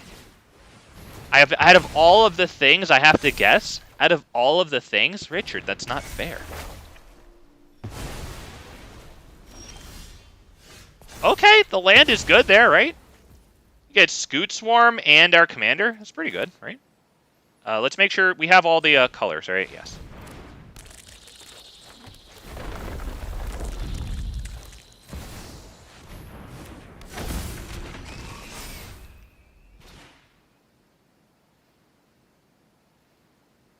I wonder if we see a board wipe. This guy seems very hesitant to drop his commander. I mean, if he drops his commander, he immediately proliferates this and returns target creature. Does he want to do that now? Not really right now, so we might see a board wipe. So that way he can get, like, Scoot Swarm on his side of the field. Ilysian said chicken thigh! Oh, what a guy! Chicken thigh! Hi! Yeah, let's go! Woo! I forgot to like Richard. Richard. Did you forget to like Big Fat MTG stream? The worst Magic the Gathering stream? Am I going to attack here? You know what? Yeah, let's attack. Let's force the Wandering Emperor if they've got it. We're not gonna... do we attack with all the Scoot Swarms? Yeah. Because we have 2 backup Scoot Swarms here.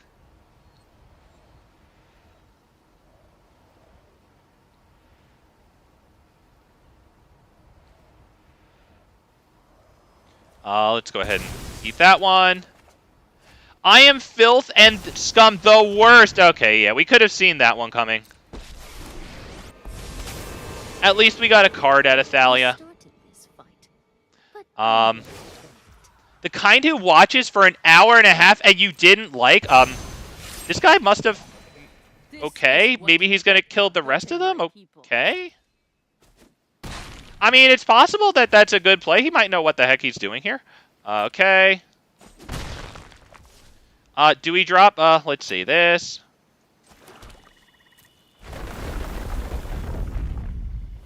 Vivien feels pretty good here, right? And then that holds up, yes, that holds up Infernal Grasp.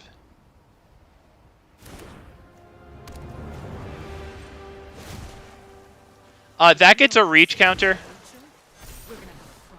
Oh, man. Thank you for saying that, Richard. If you guys haven't already liked the stream, I'm not gonna lie, Big Fat MTG is kind of stumbling a little bit, trying to get some plays in this one. Hey, I've improved since the beginning of the stream. Don't go watch it. I missed an obvious lethal. I wish I hadn't missed that lethal. It's still bothering me. It really is. Oh, the likes help the video get out to more people, guys. I'm hoping that we could get some new eyeballs here. Yesterday's stream is doing well. That's because it gets the freaking likes from you guys, man. I'm telling you. I'm telling you, man. Woo! So help me out with this one. Help yourselves out. Get more Big Fat MTG that way. Hell yeah. Hell yeah, guys. Thank you so much for all the likes. Makes all the difference. I always say it, but maybe that's because it's true. You know what? Yeah, let's take this. It's a decent hand here. We'll probably start with this one. We probably need to scry away anything that isn't a land here. That's 2 mulligans. Also, it's nice to see that since I did my Debt to Society and played all those Hell tier things, no, we can't do that, I don't think. I haven't been facing a lot of Hell tier stuff like Joda, whatever, the Teferi, so maybe this is higher tier, but not quite Hell tier. Okay, there you go, that's good. So, that, you, pass. Watch, here comes my like when you say it. I am no, Richard, I am unworthy. No, never mind, just kidding. I am worth it. I'm so worth it. Oh my god, you watch Big Fat MTG, the worst Magic the Gathering stream. You know we're worth it here. Oh, boys and girls, I spy with my little eye. One puny little artifact. Red mana. Oh, look that, you guys. Oh, you just don't know what Big Fat MTG is going to do. Oh, wow. Destroy target artifact and enchantment. Let's just get rid of that really fast. Oh, God. The power of the Lotus Cobra, man. Wow. And Thelian says, I don't know why they call it Black Lotus when it's Thank you. Thank you. That Lotus clearly isn't black. It's completely freaking ridiculous. I think those people are nuts. Okay, that's good. Are we going to drop Vivien here? Vivien might be really good. Loth is pretty cool too, to be honest, because she just straight draws us cards. So to be honest, I think this is a Loth situation.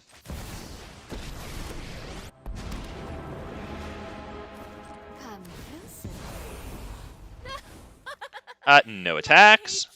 Because if they want to attack with this, I will double block it, I think. It would kind of stink to lose the Lotus Cobra, true, but like... Wait, should I lose the Lotus Cobra or should I just chump it with Night of Autumn? Maybe I should chump it with Night of Autumn because we can get like Vivien Reed down and then actually start killing this thing, you know. do. Wow, they didn't even bother attacking. Wow. It was because I highlighted over it, and I just let them know that they were dealing with a freaking alpha here. Oh, I'm going to block that, is what I said. Okay. All right. Okay. Okay. Scoot Swarm? Is it Scoot Swarm? Is it Vivien and then get like a bunch of tokens? What the heck am I going to do here? Hang on. I need Big Think. Is it Scoot Swarm? Scoot Swarm isn't going to make all the copies yet. So I don't know about that one, to be honest. Let's draw the card. See what we get. I maybe should have done that first, to be perfectly honest.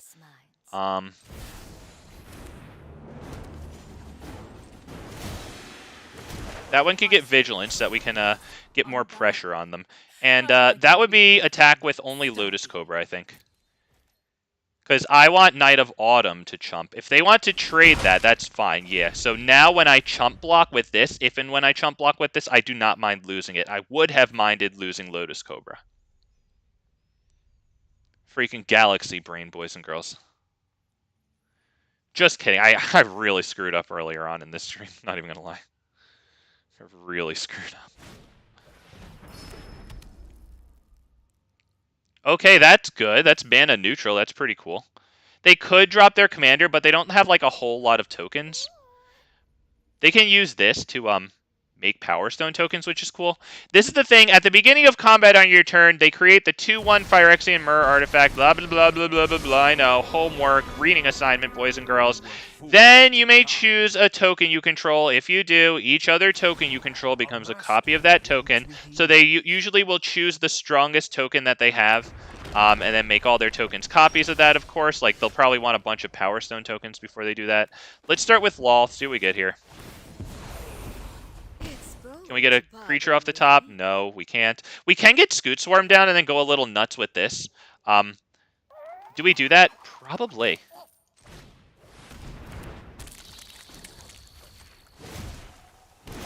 Reach. Okay, now this.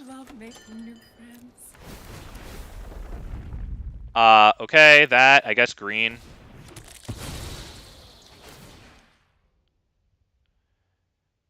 We can get Sarah Paragon down here, or we can get our commander down here. Let's go ahead and grab this. We'll make black with Lotus Cobra here. Black.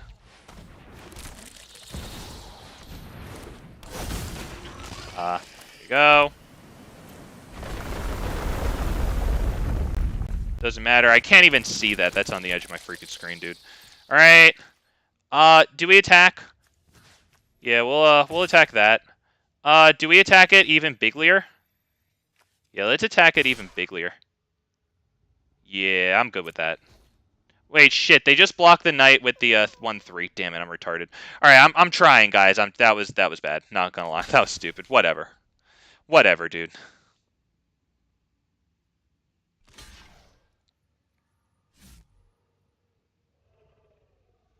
They don't really need to block, because, I mean... Yeah, you know what? That got an extra counter on Lolth. That's exactly what I was going for there. Brilliant. Brilliant, you guys. Absolutely brilliant. ICP joke? Oh my god, Insane Clown Posse? Are you talking about the executives at Wizards of the Coast? I really feel like they're a bunch of evil clowns with the whole Pinkerton thing. Like, I used to think of them as clowns, especially with the Dungeons & Dragons license debacle, like, especially when they were trying to get them to report their earnings to them, like they were the IRS, you know? But, like, now they're evil clowns, so I feel like Wizards executives are just straight up the Insane Clown Posse.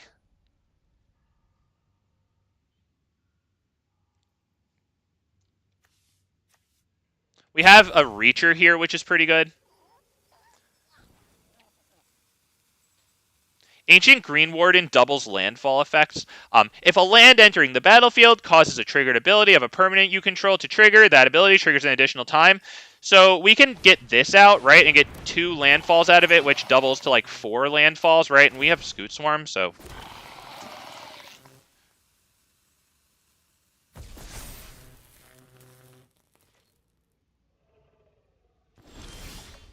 So this is going to be pretty ugly for this guy. Let's go ahead and start with... do Do we do this?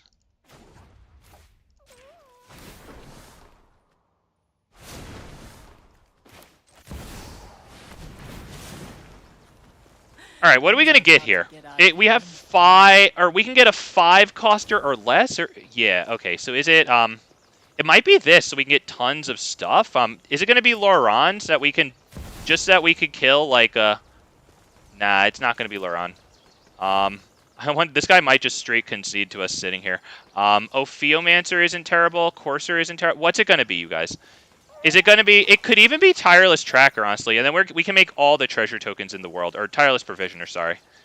Yeah, because we're going to have so much landfall here, right? Because this ability is going to get doubled because of Ancient Green Warden here. So if they don't counter this, like, this is going to get very ugly. I'm going to have to move my text box here. Yeah, I have to move this text box. Oh, no.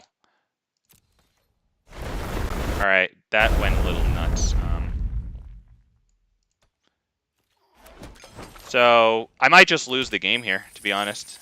Maybe I shouldn't have done this. I think we're going to lose. There you go. Whatever, it doesn't freaking matter.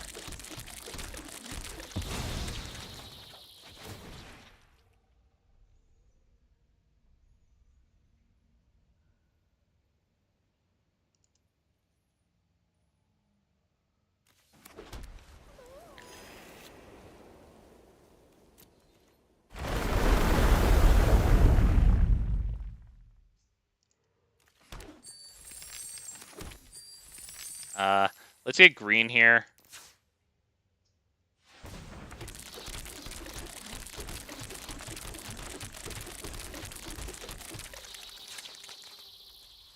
I said green, thank you. Treasure. Zendikar Royal.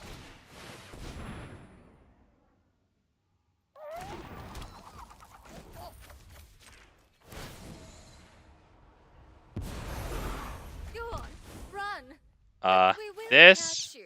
Yep, I'm not going to bother with this now because it's going to take too freaking long. Like, this game is already going to rope me out, but I just need to Binding of the Old Gods on their commander here.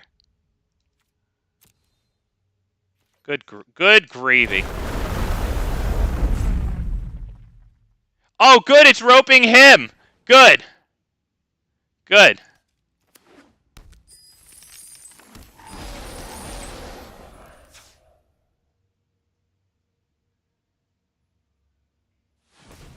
It's making him press spacebar for everything. Poor guy. Can I speed this up by doing this? No, I can't. Is this the only speed this has? This guy's staying in here for this.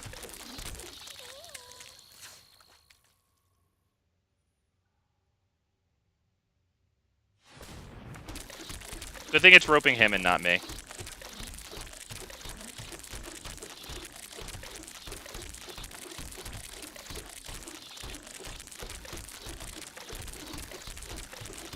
Good God.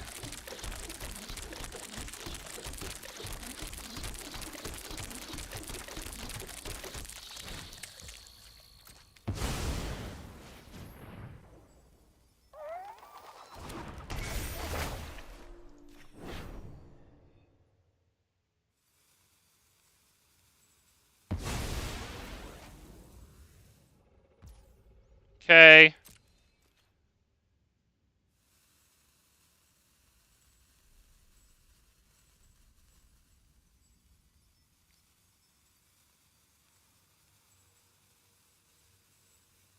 Maybe he just walked away.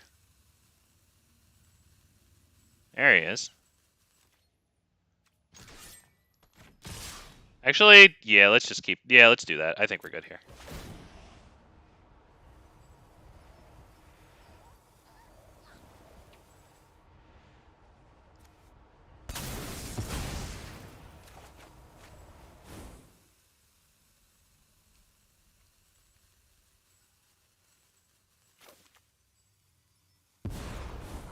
I will get what I want. We're also going to drop Sarah Paragon just to have one more blocker.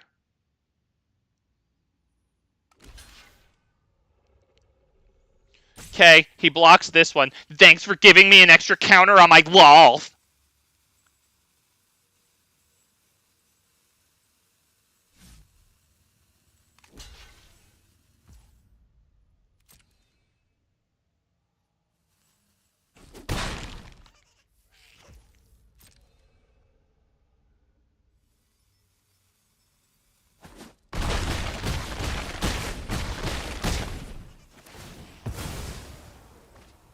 Can I get him an extra damage Do here? what I demand.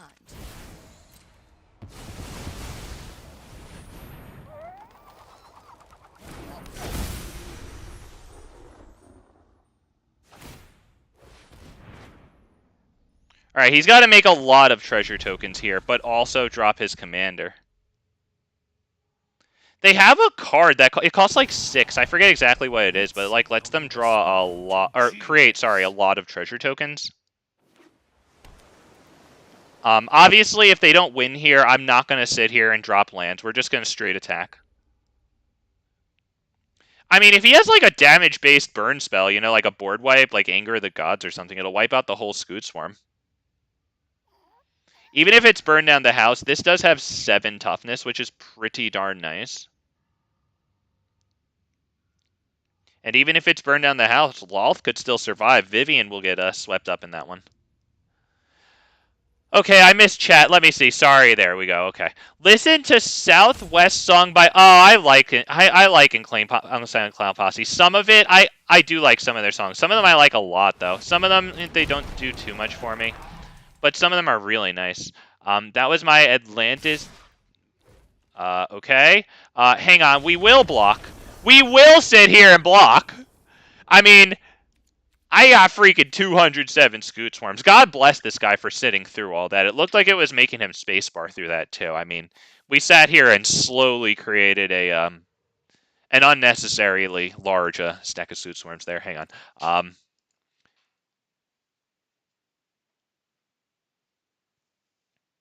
Richard, could you please remind me at the end of the stream? Because I can almost guarantee you that, like, I want to do that now. And I will want to do it, but I will also forget. I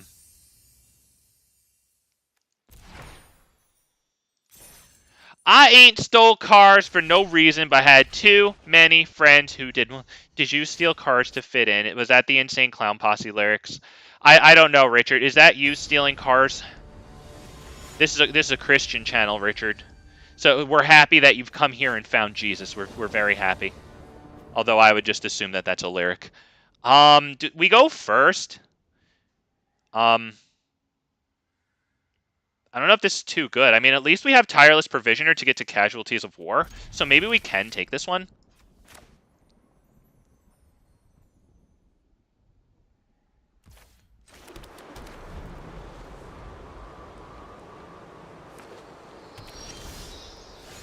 Okay, well, let's drop this. You know what? Fine, honestly. Because maybe I'll mull it away or whatever, and it won't be too good, the next card, so...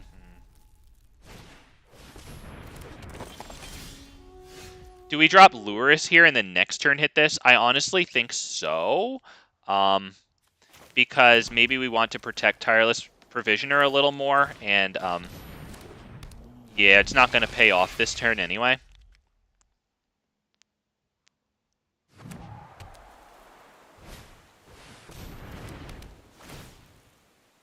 Okay, so there's a nice enchantment that we can destroy.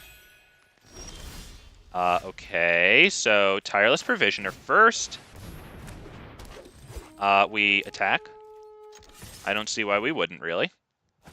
Get 3 whole entire damages in. Does anything enter untapped here? Or, yeah, tapped. No. Okay. Treasures. Okay, so this should be a pretty solid turn here. As long as they don't get to, like, protect their commander. We're hoping that they drop it here because with this thing, would destroy target creature is their commander. Enchantment and land will be really nice. Destroy that land.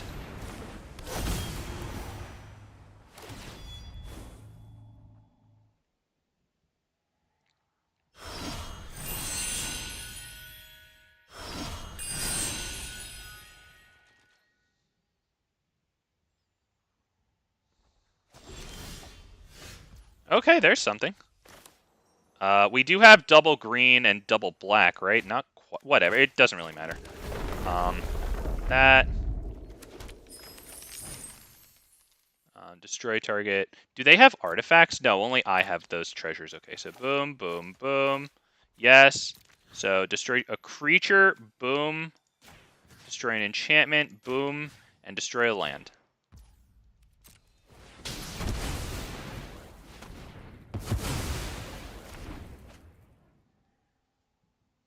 We will attack with Lurrus, I think.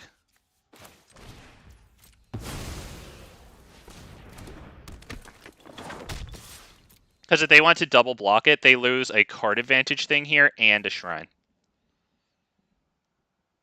So to be honest, I probably should have attacked with the Provisioner too. I mean, it's really good. We 100% kill this thing because it is card advantage. Okay, so maybe I made the right decision there. I mean, this thing is very good. I know Lurrus is good, but right now we don't have too many permanents, mana value 2 or less, to cast from graveyard. That doesn't include lands. This, I guess it would be okay, so we could repeatedly sacrifice it to Thalia Gitrog, but we do have Vivien here. So they foretell something. We can probably assume that it's Doomscar. So maybe instead of dropping Thalia Gitrog, do we drop Vivien? Nah, I can't live in fear. Can't live in fear, boys and girls. Attack. Not with ABZAN Pilgrim, because if Thalia actually lives and that isn't Doomscar, yeah, we want to sacrifice the Pilgrim, of course.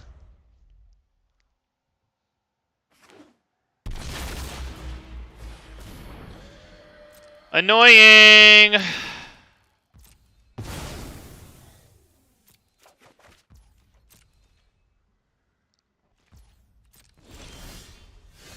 Hey, Jadar's good. Okay, okay. Let's start with Vivien here.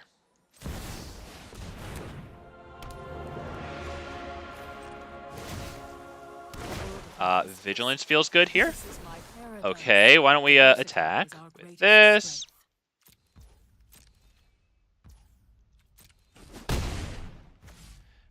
Do we drop Jadar? Honestly, yeah.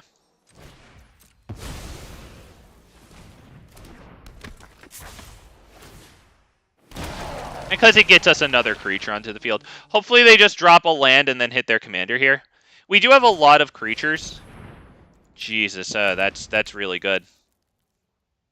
That's very good for them. Wow, they did that while they had the capacity for their commander. Wow. I don't blame them. It's that card. That's good. Onslaught, by the way. Oh, love that. I lived all my teen years before I was 10. Damn, man. You got away with it, Richard. You got away with it. Let's go ahead and do this. Hang on. Big think. Must big think. You know what? This could still be Doomscar. They could be trying to get me to really overextend. I don't know if I want to drop my commander right now. Beauty lies in variation.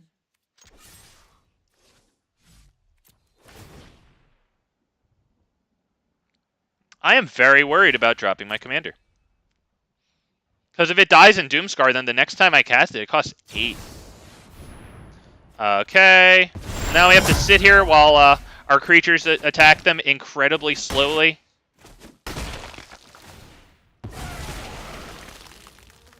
Okay, come on, baby. Drop commander. Drop your commander. Is it a board wipe? Is it Doomscar?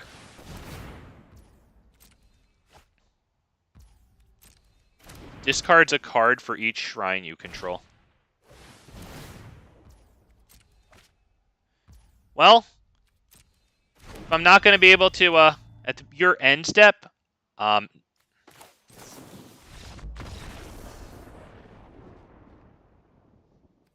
okay, I guess he didn't draw the cards that he wanted with this one. Damn, we had him terrified. What do we think that this was? I feel like it probably was not Behold the Multiverse. I don't know. I can't tell. Because he was populating the field instead of, like, you know, doom scarring, and we did have a pretty good board state here, including, like, you know, Tireless Provisioner and Jadar is not a joke there. So, like, I'm probably, like, 50-50 on that being Doomscar. I can't really tell. Behold the Multiverse seems decent too, but since they had that, you know, whenever you cast an enchantment spell, draw a card, maybe they just didn't need to play it, right? That seemed like an acceptable Doomscar, right? Hit the Doomscar that's foretold and then drop your, like, your creature shrine, right?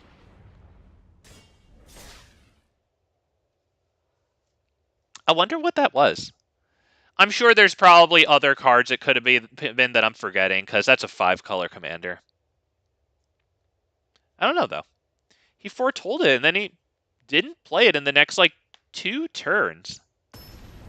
That's why I felt like he was trying to get me to overextend, like, specifically by dropping my commander onto a field with a bunch of stuff already.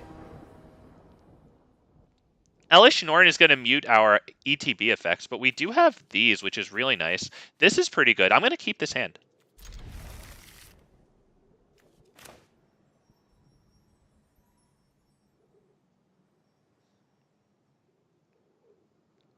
We have Go for the Throat for the immediate kill on their commander.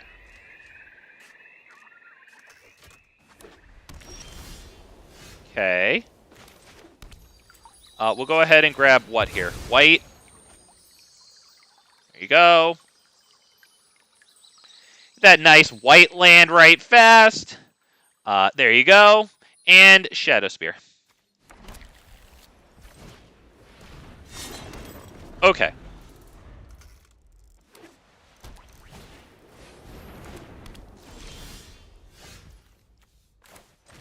We'd really like a source of white somehow with that.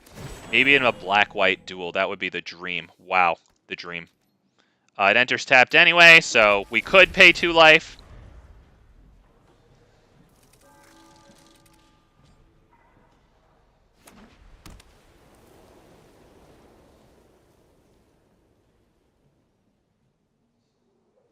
Elish Norn is also going to will it mute this? Does it mute permanents? If a permanent entering the battlefield causes a triggered ability of a permanent...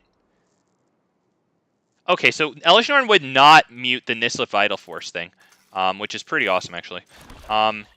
Do we drop Nissa Vital Force, or do we drop Thalia Gitrog Monster? Which one do we do here?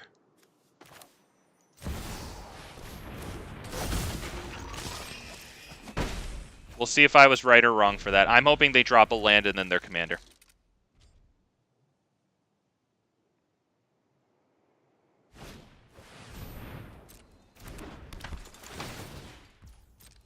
Nice, yep, the Panharmonicon, giving them double planes there into the hand. That is big good. Yep, resolve, my bad, yep.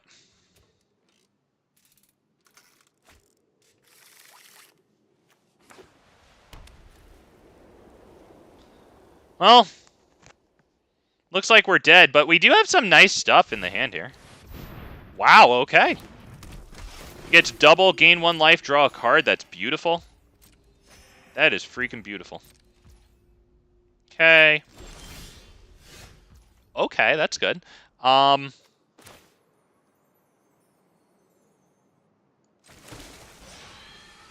want to get Shadowspear onto this. Do we need to get Shadowspear onto that, though?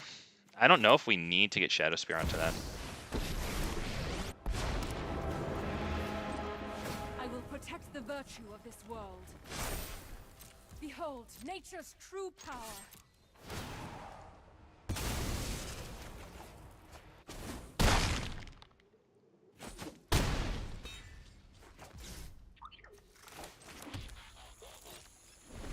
Nissa is not exactly protected right now, of course. But it'd be really nice if they just mostly tapped out for their commander here. Yep, resolve. I would assume Nissa just takes a hit here. Because otherwise we can ult it.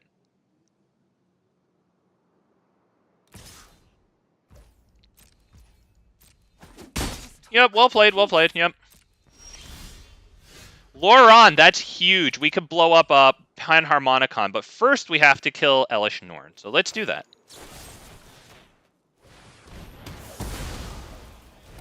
That is an enter the battlefield effect.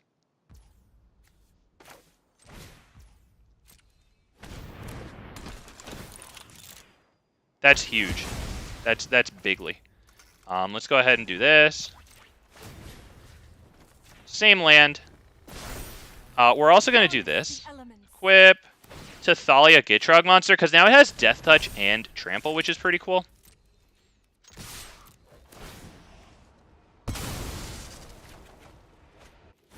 We'll get to play that land.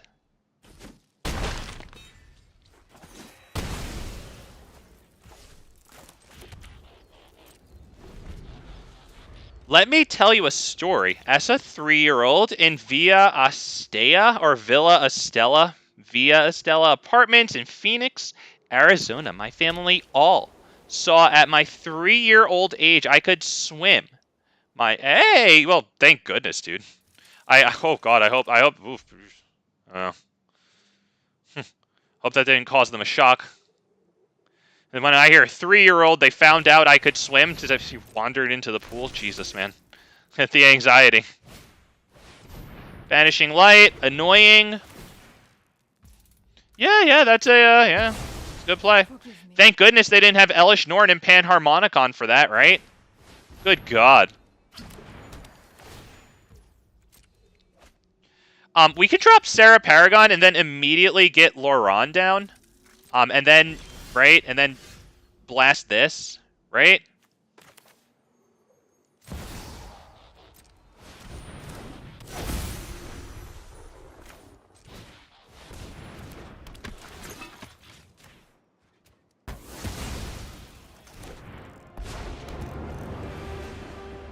Witness the ties that bind us all. There. Be wary of the ground you walk on.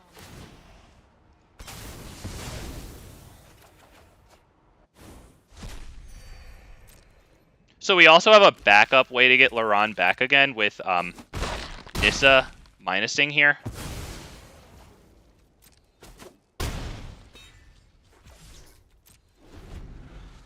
Oh, I used to pretend to be... oh, that's nice. To get people to jump Jesus, dude. I will say, like, not a person in the world will... yep. Oh, God, I should hope so. Okay, that's good. That's definitely good. So we need to bring Loran back with Nissa.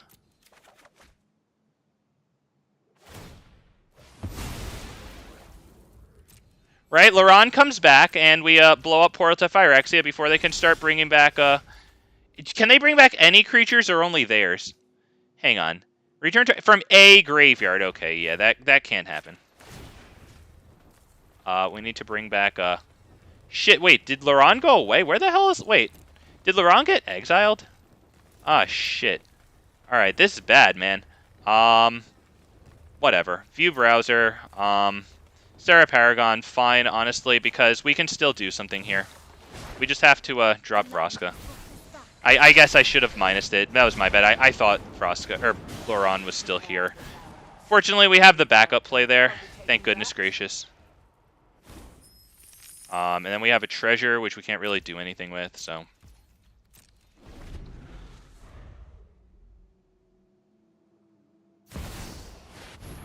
Alright.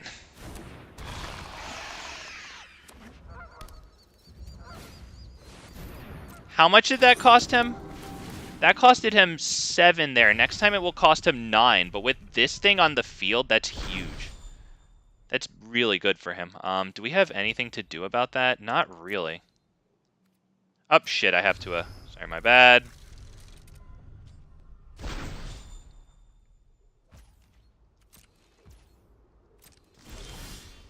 What exactly am I going to do here? Wow. Okay, well, he was just hoping for something good from Key to the Archives, and yeah, if he whiffed twice on Key to the Archives, yeah, let's see, he dropped this one, so that was a whiff, and then I guess whatever was in his hand there just wasn't good enough, because that's pretty frustrating, right, to go this directly into this, whiff twice. Oof, man. What should I have done there? Should I have used Vraska and gotten rid of her, unfortunately, but -3'd her on this, right? And then I guess we just plus Nissa, attach Shadowspear to the 5/5 land, 6/6 swings in for lethal, I guess. So maybe he didn't whiff on the second key to the archive there. Just took me a moment there. I will say that I was 3 and didn't know how horrid that was. You knew how funny it was, but yeah, it's a little more advanced. Yeah. You had a good sense of humor. You're born with it, you just had to tone it down a little. Wow. Beautiful, Richard.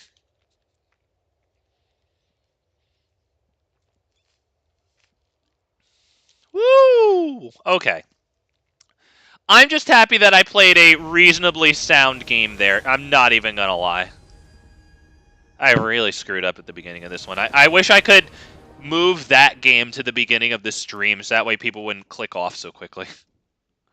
Yeah, this is the only ramp we have here. That's not it, man. This could be okay?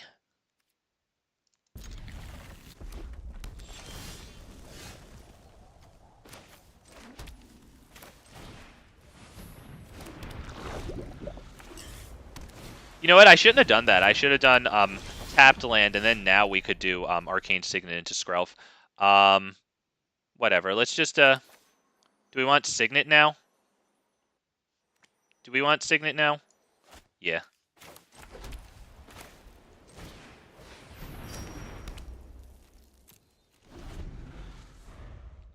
So now with 3 mana, This is gonna hurt. we can do what? Loran, kill this. Damn. Unfortunately, we don't have a land to enter untapped here. Okay, that kind of stinks. Let's start with this one, get a nice scry going on. That's a little too expensive. I love it! Too expensive. Let's go ahead and drop this one. Kill Ornithopter. And why don't we just attack this? Come on. Keep it in check.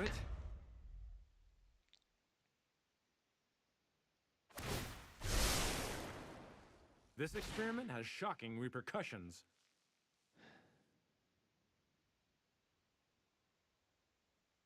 Unfortunately, next turn I'm not going to be able to get the Gitrog Monster down unless we get an untapped source of land. Damn.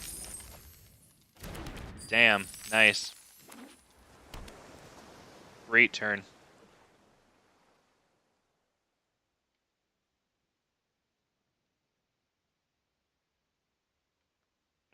Wrenn and Realmbreaker isn't terrible here. The untapped source of land is good. I'm kind of feeling Wrenn and Realmbreaker here, right?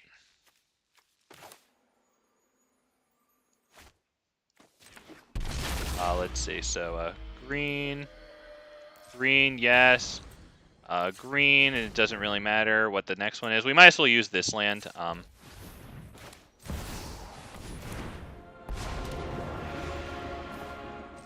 burn with power. Break free and fight.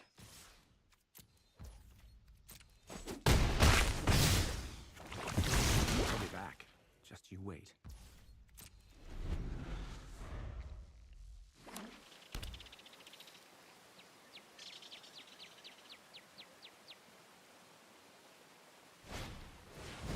Double cast, oh boy, okay.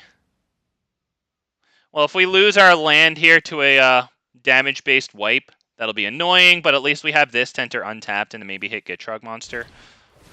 Although, do I want to start sacrificing lands? My god. Wow. Mana neutral there. Costing him 4 and then he makes 4 treasures. Goodness gracious. Very nice. Very nice.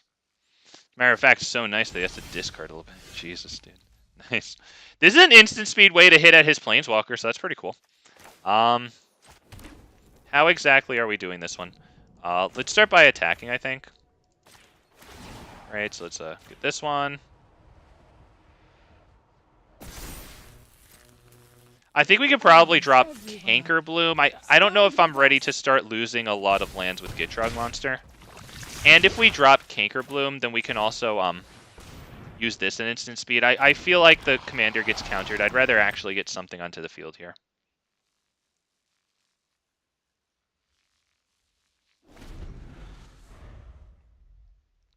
Dude has all the mana, man. I would assume he's gonna have a land. So 5 and 5 right now. That's 10 capacity for mana. He drops a land. That's 11 capacity for mana.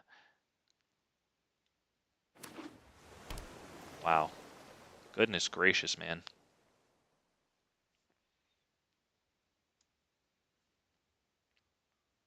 I mean, if he drops a huge artifact like Portal to Phyrexia, I guess at least we have a Cankerbloom to destroy it.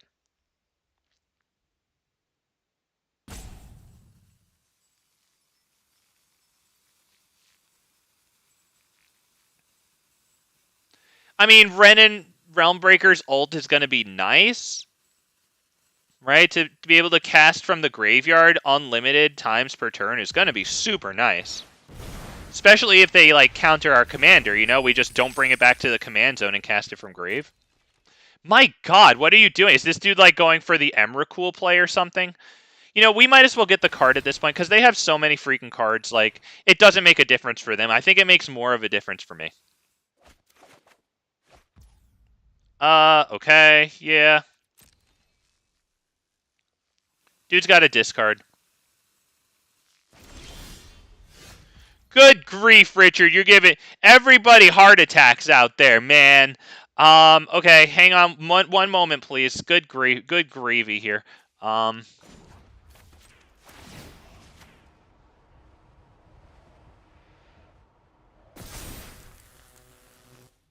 must fight back. Do we hit the Gitrog Monster?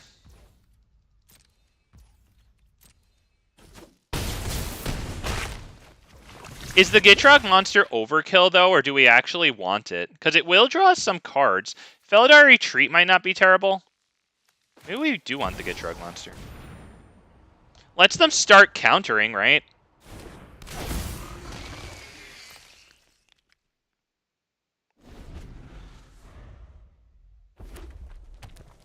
Yeah, but that's fun evil, Richard. That's fun evil. Look at that.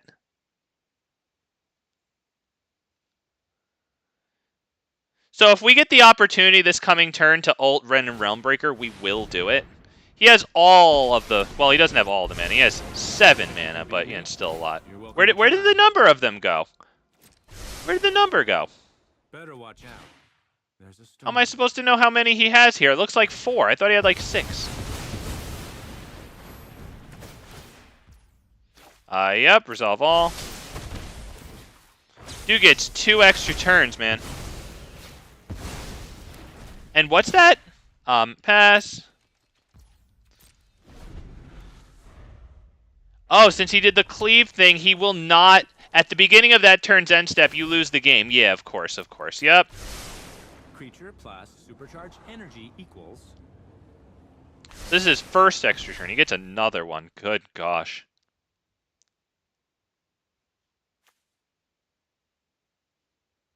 Well played, damn. Okay, yep, resolve all. Let me hit shift enter there, see if that'll actually pass the turn pretty decently there.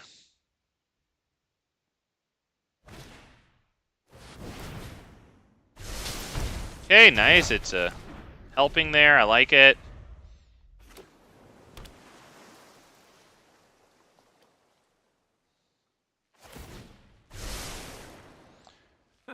There's plenty more where that came from.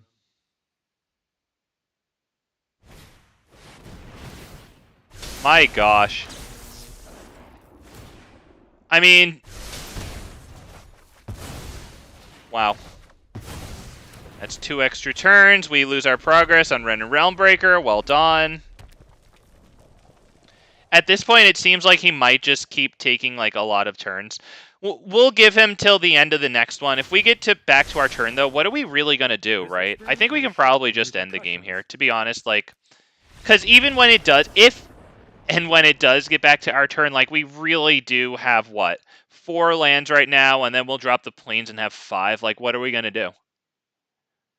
Drop one thing, even if it doesn't get countered? Like, what are we going to do? Pass it to him so he can probably take more turns?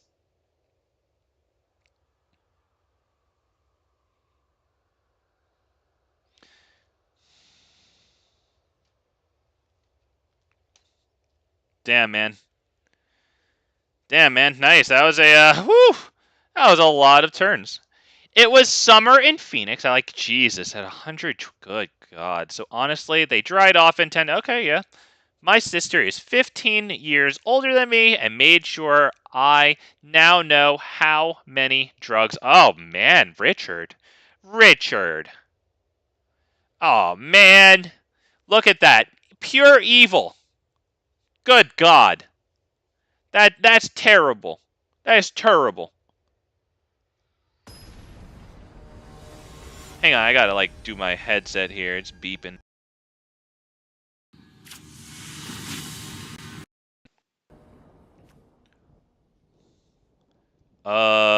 Probably not.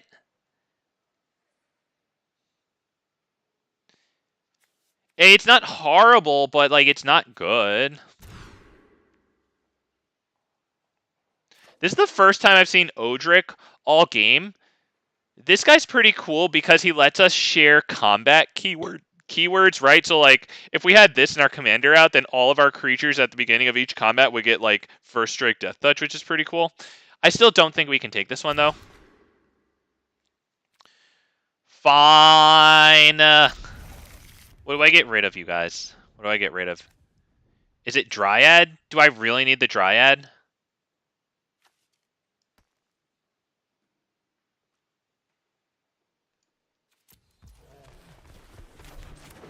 We can go grab a swamp with that, so that way we have all of our colors, so that's not terrible. We still need another land, of course, to get to Binding of the Old Gods, but, like, if we can get this Binding of the Old Gods Chapter 2 going on and grab the Triome, that's going to be really nice for us. Let's do this, pass.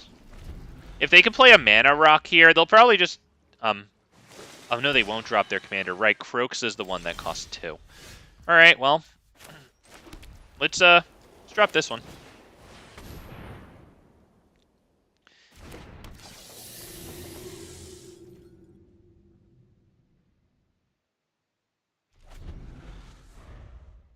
Pretty nice that we got that when we have the Riveteers Overlook. Okay, hey, nice. We at least get one free shot with this. That's pretty good. Maybe. Looks like we will, right? Because what are they going to bounce this back to our hand? Then we just cast it again and then do this, right? Okay, not terrible. Go grab another black here. Swamp, mountain. Oh, or forest. Oh, okay. Yeah, let's just get a source of green there. Do I drop this big? Honestly, yeah, I think we should put pressure on them, to be honest.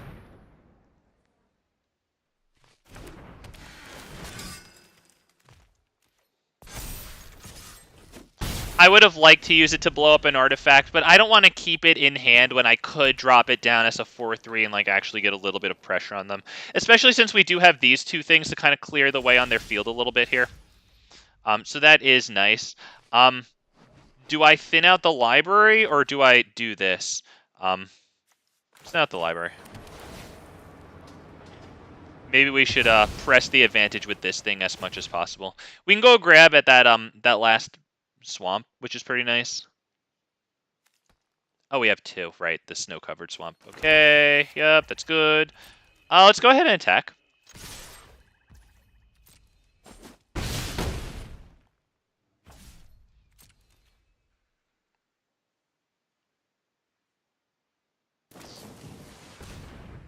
And loses all abilities. Okay.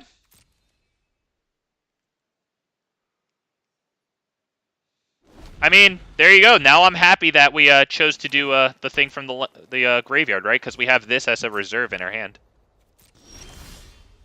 Yeah, I'm okay with that one. Do we think that's going to get a counter? Let's start by attacking.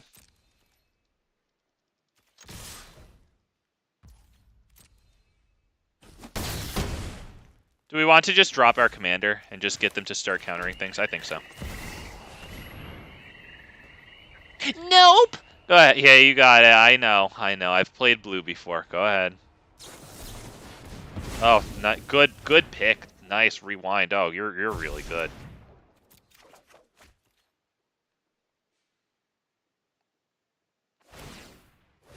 Nice. Get a scry too. Yep, nice.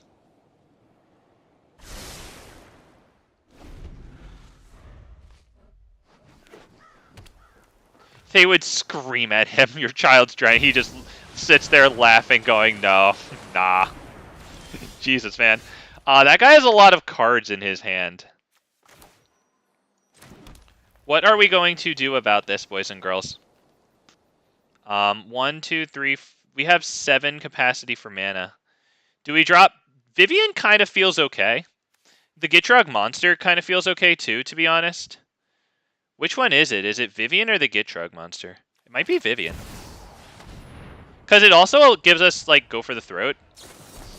They have Pact of Negation. Alright.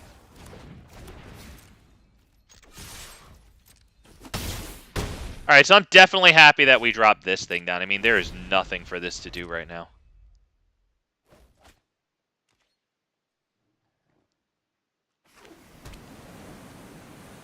I do genuinely hate this guy, though. I think it goes without saying, to be perfectly honest. Okay, let's drop this. Let's attack. Is that gonna be okay with you?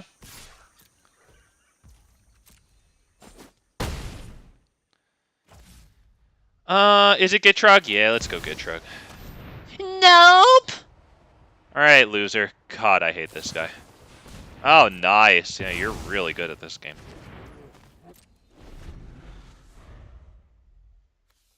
So you're just gonna sit there and counter until you have 6 total cards. 1 Uro, 5 counters. This isn't a counter. We're gonna still call it an honorary counter spell because it drew him more counter spells. Christ almighty. You should do nothing. Genuinely hate this guy. Then after I swam off, they would still yell at my dad. Yeah, because they hate being wrong. That's what it is. They hate being wrong. And he says, I told you we can swim. Yep. Yeah, they just don't like being wrong. That's how it is. Let's start by attacking.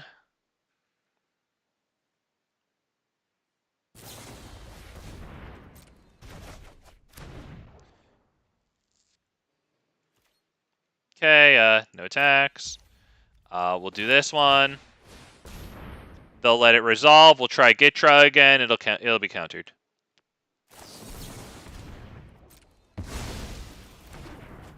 Interesting. Okay, well, we'll drop this, I guess.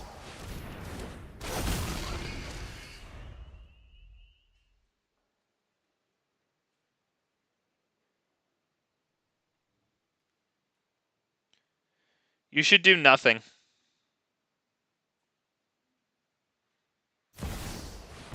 That is absolutely awful.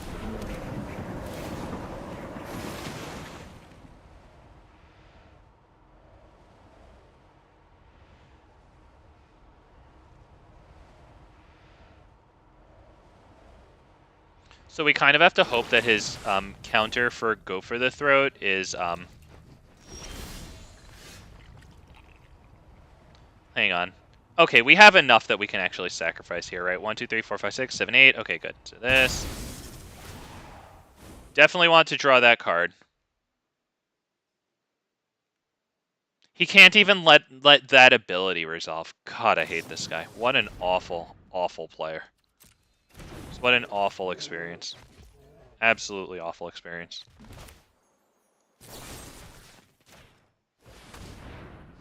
This is how we resolve Binding of the Old Gods.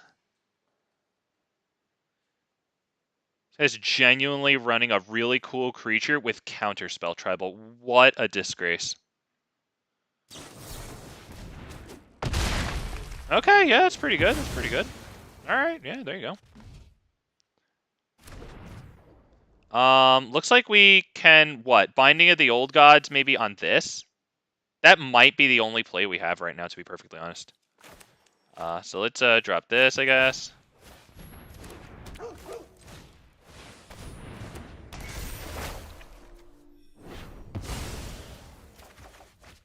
Let's go ahead and, do we drop that one? Let's drop this one. Since we don't need the land to enter untapped like the plains can. Thin out the library here.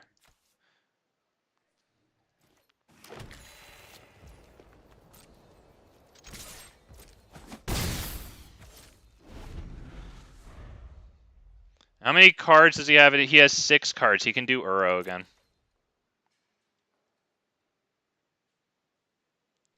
I don't really have a lot to do about Uro here. And he does have a handful of cards.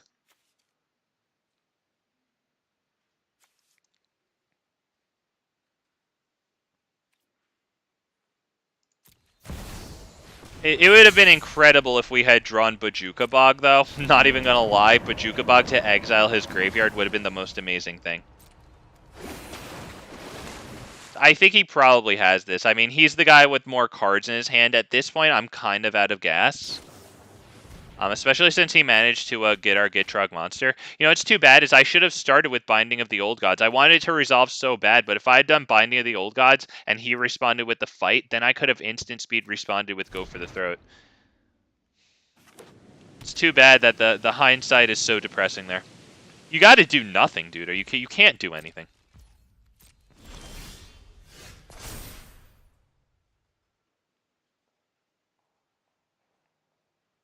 You know what? 1, 2, 3, 4, 5, 6, 7, 8. Let's start with 1, 2, 3, 4, 5, 6, 7, 8. All right, let's start with this. I think I want this to resolve super bad. Do we do that or do we start with this? Let's start with this. Because I think this is pretty obvious to counter, even if I try to double bluff him by playing it first. God, I hate this guy.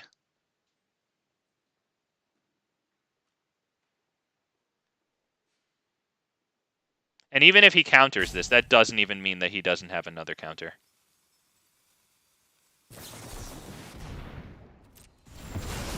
Okay, thank goodness we can at least drop Felidar Retreat here.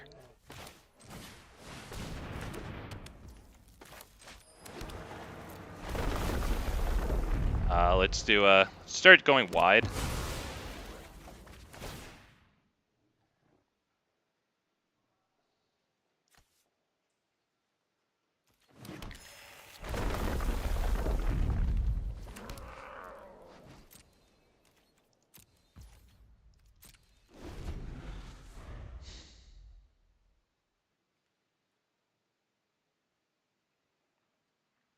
If he hits River's Rebuke on us, which he's almost guaranteed to have, we can probably leave. Or just any way to, you know, send all our stuff back to the hand.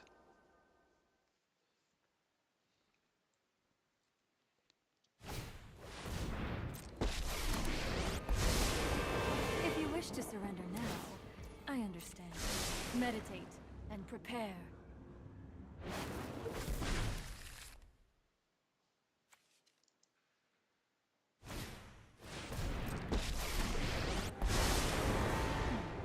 Let us see if your talents are worth cataloging. So we have 6 damage on the field right now. Well, I should say 5, right? Because he's obviously going to block the strongest thing with this. The past is never forgotten. So I would say this probably gets blocked, and then we have 5 damage here. So 5 plus 3 is 8, plus 3 is 11. Because the Felidar Retreat stuff. Okay, how exactly are we going to do this? Lotus Cobra first seems pretty good. I would assume that very easily resolves. Let's not do... Do we do that? Yeah, let's try it. Let's give it a shot. It just gets countered, but that's how it is. Wait, what? Did he somehow get that back into his... Did he somehow get that back into his... I could have sworn he just used that.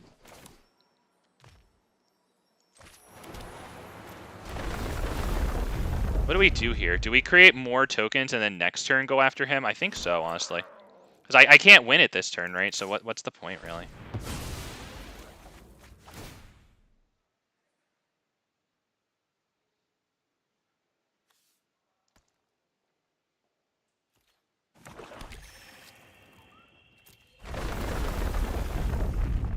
Do we want the cat? Is that going to make the difference? It might, yeah. Okay, that. And that'd be no attacks. Unfortunately, now we're out of things for this to go and seek for us. Or whatever, get onto the field for us. So we're only going to get one round of +1/+1 counters, which is pretty much exact. Oh, Jesus. Yeah, he just gets River's Rebuke here and sends it back to our hand. God, this has been an absolutely miserable game. We'll just concede on sight to the River's Rebuke, because honestly, I regret taking this line. It's actually fucking Counterspell Tribal here. This guy might as well be playing Teferi. That was just absolutely atrocious. I genuinely regret playing that game. Good God, what a miserable game. Wow, okay, that's just awful. I mean, you know, he played a good game. We tried to play our best game, you know, blah, blah, blah, blah, blah. Fake pleasantries that a fucking plastic YouTuber would give you, but that was an absolute waste of time.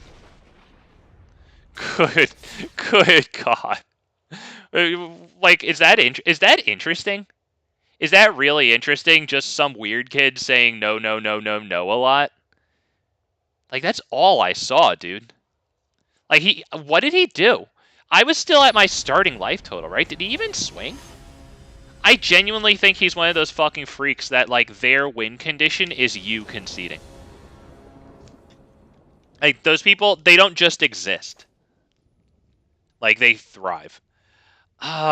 Do we take this? Lelia's really cool. We have Cankerbloom to block her early. I don't know about this one, though. I genuinely don't know about this one is an issue. Damn. You know, I think I have to mulligan that. Damn, too bad. Damn, man. Ugh. You know what? Fine. The Ophiomancer could be decent. It really sucks that they go first here because they're so good with going first. Let's drop that one, pass the turn. I guess we can get Jadar down next turn, which isn't terrible. Richard's waiting for Lana. Loading, loading. Okay, let's do this. Do we do that one, or do we do Selfless Savior? Yeah, let's just do this one. Because I think the first thing we play dies, and... yeah, there you go. That's a pretty easy thing to kill. I'm actually shocked that they let that live. I guess they just go Lelia and they get the first hit off, and that's very nice for them. Because it gets the +1/+1 counter. That's super good. That's super good. Thank goodness they didn't get to use that, dude. We're going to drop this thing, I guess, so that we get the snake token for them. Right? It's that or Glissa. I think Glissa's so good that we want this one. Plus, it gives us another chance to draw a land, so that way we can do this and Glissa.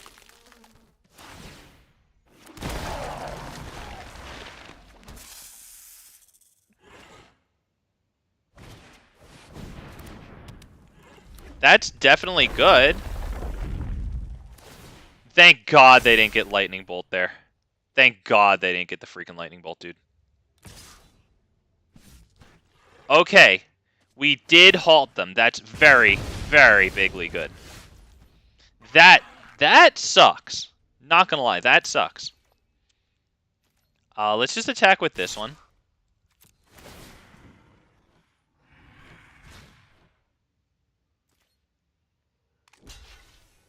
Yeah, good luck. Yep, you got it. Yep. We're gonna wait on Glissa here. I don't know if I should let it just drop dead, because they could top deck the answer for it.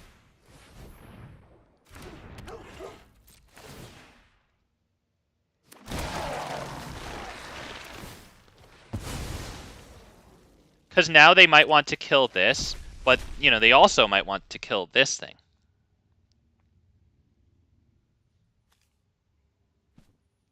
What cards did you get? Lightning Strike and Bone Crusher Giant. Well, that's really good.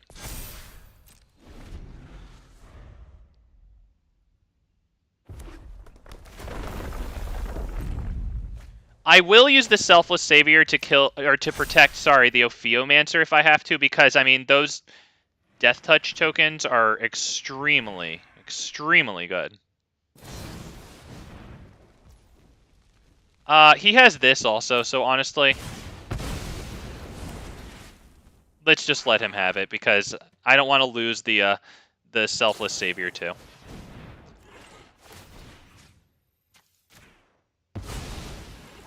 Now that has Indestructible, so they might not attack here.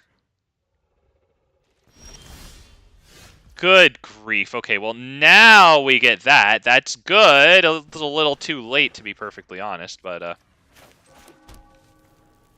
do I pay for that? Just to play the mind game, maybe we do. For no other reason.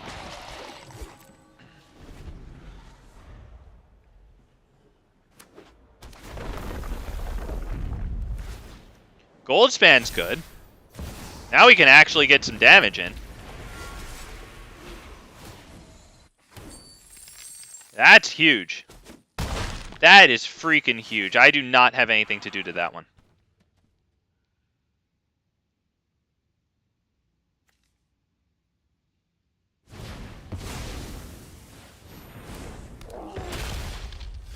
That is huge for me. Let's start by attacking? Yeah, let's start by attacking. You and you, right? Is that it? Yeah.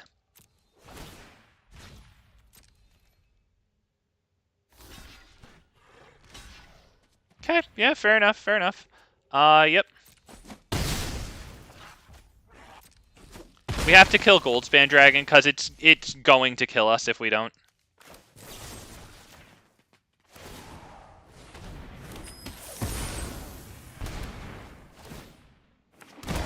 Also takes away the value from the treasure tokens, thankfully.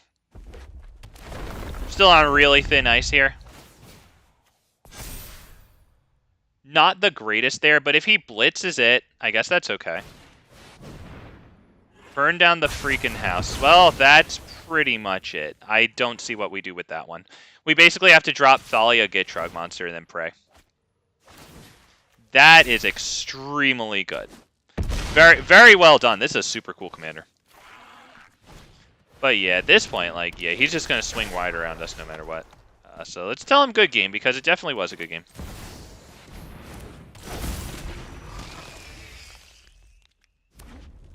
I mean, you see that I'm tapped out, right? You do see that I... Alright, you're a fucking asshole. Okay, dude. You do understand very small numbers, right? That you can count on one hand. Well played and all. Well played, definitely. But I mean, spacebar, right? Just hit that spacebar, buddy. Damn, man. The burn down the house got us, man. I think he probably top decked it that turn, because it would have been very useful for the previous, like, 2 turns.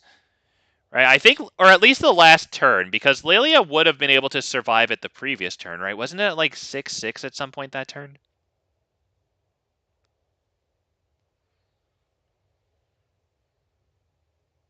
It's too bad, too, because, you know, like, yeah, that was definitely well played by him. Yeah, it's too bad, because, you know, when you get somebody to tell you good game and then to also let you sit there and swing in, a nice way to get them to, like, not do that for people is to sit there and do exactly what he does. That's why I say that, like, I want to encourage the behavior, so I'll just sit there and mash spacebar.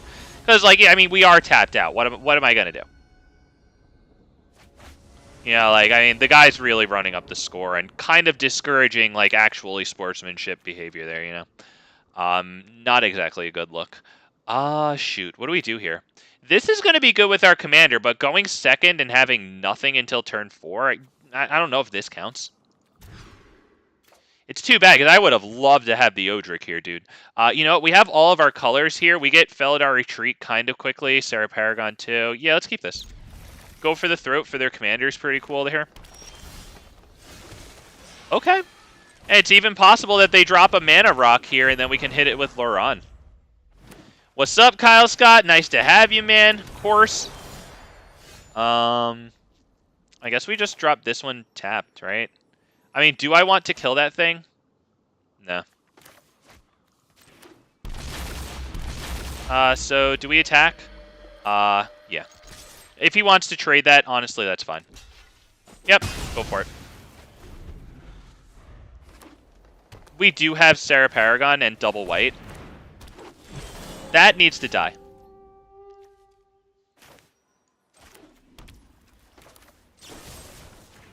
Because with that thing, he not only gets his commander next turn, but then Gwenna untaps and he does like even more. If it pays into Vorinclex's ability, that's huge for him, to be honest.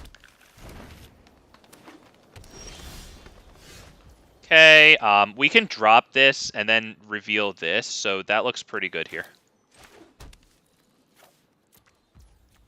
Get the commander down. Then drop this, or do we want to wait? Let's wait till next turn, because I wouldn't mind getting the Felidar Retreat down first. I know that's like kind of weird, but I kind of like it, honestly. Okay, let's start with Felidar Retreat. I like this first. Let's get the cat. Takanuma, do we want... I don't know. Let's put that at the bottom. Let's do this.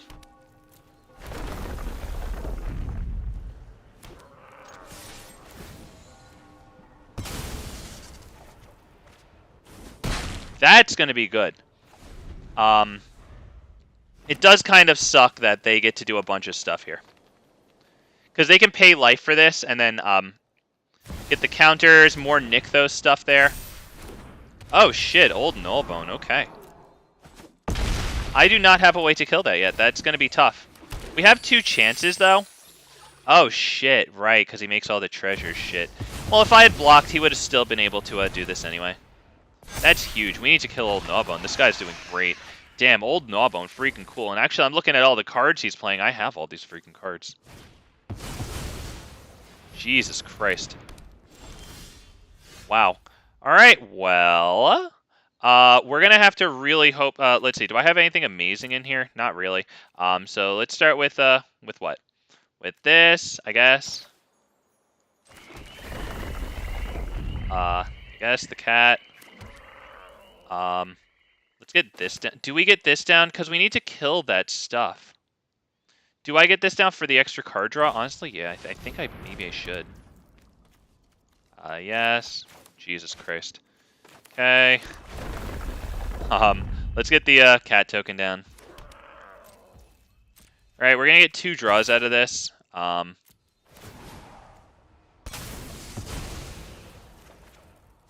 Oh, God. Oh, man. Good God. Well, that's about it. I mean, honestly, he should really just swing. I was really debating that, but I thought that we would just get a 2-mana, right, a 2-mana kill or something there. That is very unfortunate there, so we just need to block. Does this have trample? Yeah, it does. Yep, that's probably good game. Yeah, because I see 18 damage here, and then, yeah, that's not enough. Oh, yep, pass. Sorry, my bad. Damn it, man. You know, if I really thought we were going to need the extra draw for the 2 damage spell. Freaking it mocks me.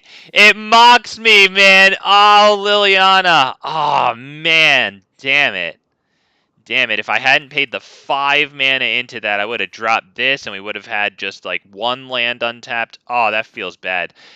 And it looked like we would have just been able to sacrifice a couple of tokens, right? And he would have had to probably sacrifice... What would he have sacrificed there? Probably Vorinclex and this, right? And keep Old Gnawbone, I would have to assume, right? Because then he just drops his commander with the big treasure tokens, right? Damn it, man. I really thought I was just going to have to high roll for like another Infernal Grasp, like go for the throat or whatever. Oh, man, nice, dude. Damn. Damn, man. Too bad he dropped Gwenna, because I had his commander's name all over that Infernal Grasp, but with Gwenna out there, like, can't just sit there and gift him his commander and a growing Gwenna, right? And then Gwenna's 2 mana can also be used for the creatures. Oh, man. I'm not playing this game. Don't get invested in this one. Just wait for him to... Nope, okay, I won't even bother. Oh, man. Damn, it had to give me Liliana Dreadhorde General, man. Oh. Oh. Damn. Oh, Richard, wasn't that one brutal, man? Damn, dude. Although, like, I am grateful that I mulliganed away that first hand that had Odric in it, because Odric would have been really cool, but, like, since we had nothing to do until, turn 3 Ramunap Excavator, which wasn't enough because we didn't have one of those, like, sacrifice and fetch lands. So really our first play was, like, I guess, Odric or a commander. It wasn't nearly enough.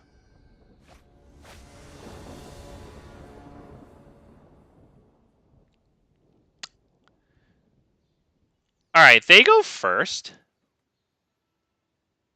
This might not be terrible. We already have the double white here for Serra Paragon. We have black for Ophiomancer. If we get to Oracle of Mul Daya, we might be looking good here. I know it's a 2-lander, but I don't know.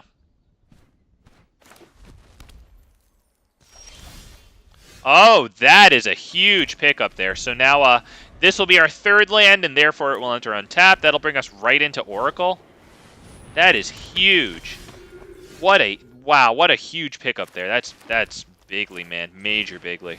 What do we get? White and black, I guess? Right? There you go.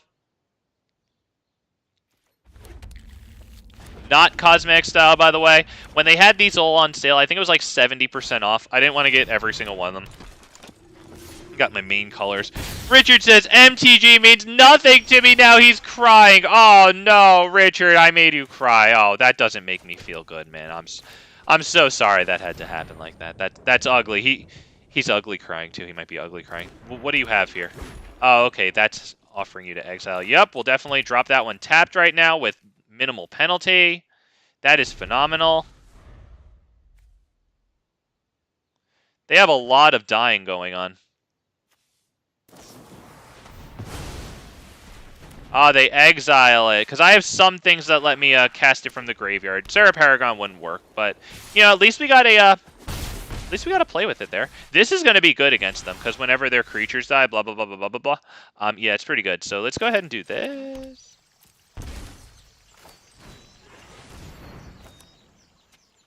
Just asking him to sacrifice this. I don't know if he has something in his hand that he can actually kill that with. Maybe he does. He's really checking it out. I mean, you know what this thing... We all know what this thing is, man. This thing is freaking silly good, man.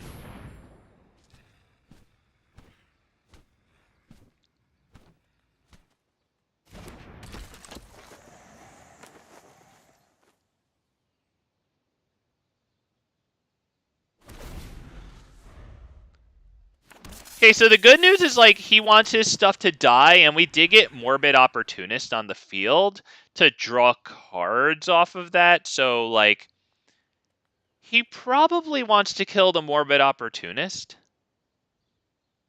But at the same time, the Ophiomancer is pooping out the blockers there, so that is nice.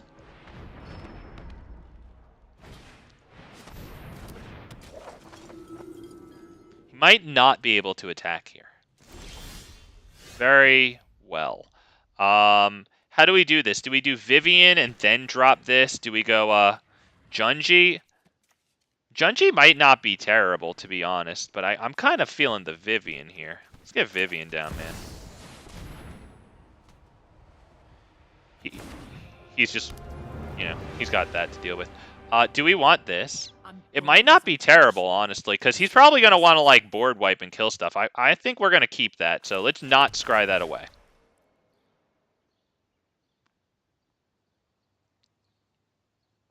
Yeah, that might be really good. That's going to get us stuff back from the graveyard, like Morbid Opportunist, you know? So we'll do this. I don't see flying on his side or anything weird, so we can probably do Vigilance on this thing to pressure him. That's going to be no attacks, because if I attack with this snake, he just takes 1 damage, right?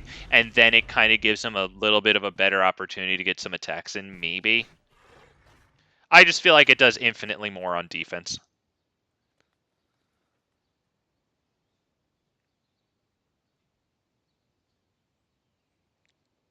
Let me bring up this thing.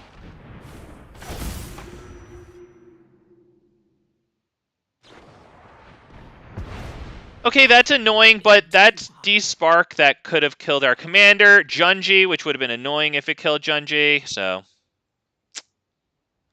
We can get this thing and Sarah Paragon, right? We have 3 sources of white, right, for that?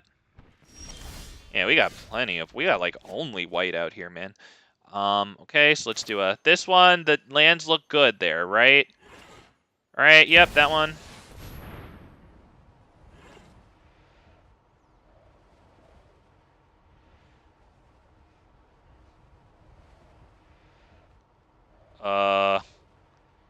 Buddy, it's Sarah Paragon. You know what Sarah Paragon does, my dude.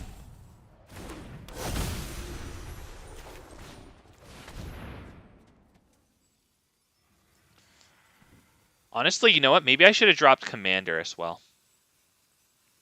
Or, sorry, not as well. Maybe I should have dropped Commander instead of Paragon. Right, so that way next turn we could start, like, eating the snake tokens. I have to wait an extra turn now.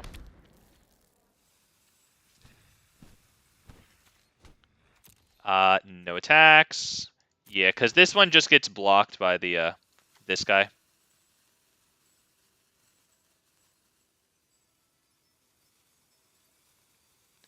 I mean, not gonna lie, maybe I should just start attacking with freaking this thing. Just to get, like, any damage in.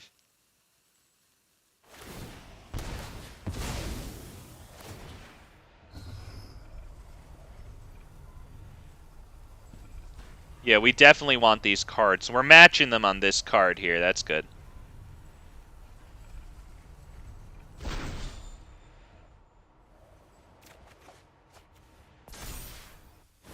Okay, he's probably going to have to sacrifice another thing here. Is it his commander or is it this one?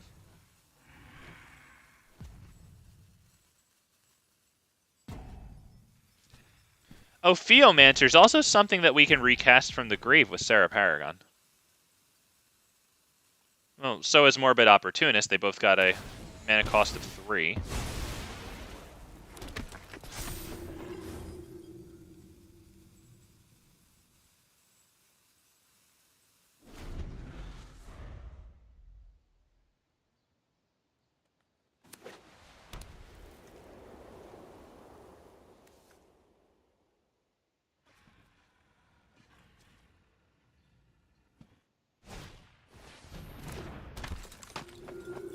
We're going to need to get this thing down. So we're going to need big cards so that we can get to a kill spell to deal with this thing.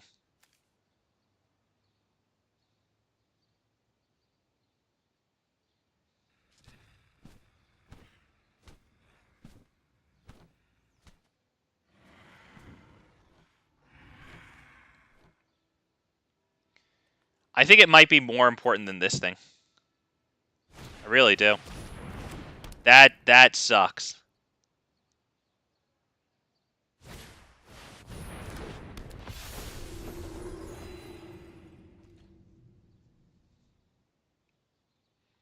I would assume he doesn't attack. So once he reads this, he'll probably want to start, yeah, hitting our creatures. Well, I do think this is the right play here. Because we need to draw into stuff to attack his stuff. Or, sorry, not attack his stuff. Sorry, I need to kill freaking that. If we can get rid of that, damn it. But then he can bring it back with... Return target cleric card with lesser mana value. So he'll need a 5-costing cleric in order to bring this back. This is a cleric? Oh, yeah, it is a cleric. Angel cleric, okay.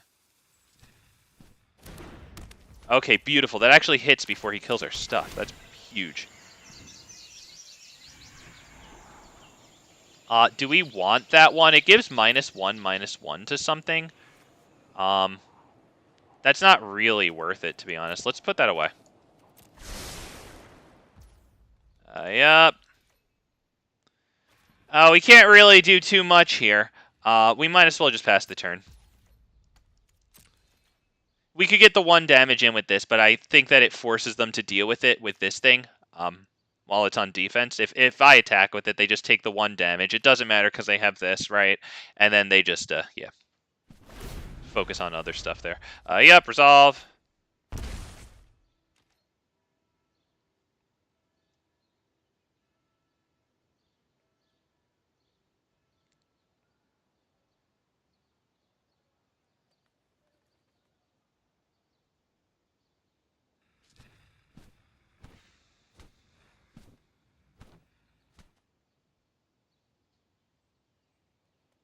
Let me bring this thing up. Whenever a non-token creature you control dies, mill 2 cards and then return a creature card with lesser mana value than the creature that died from your graveyard to your hand.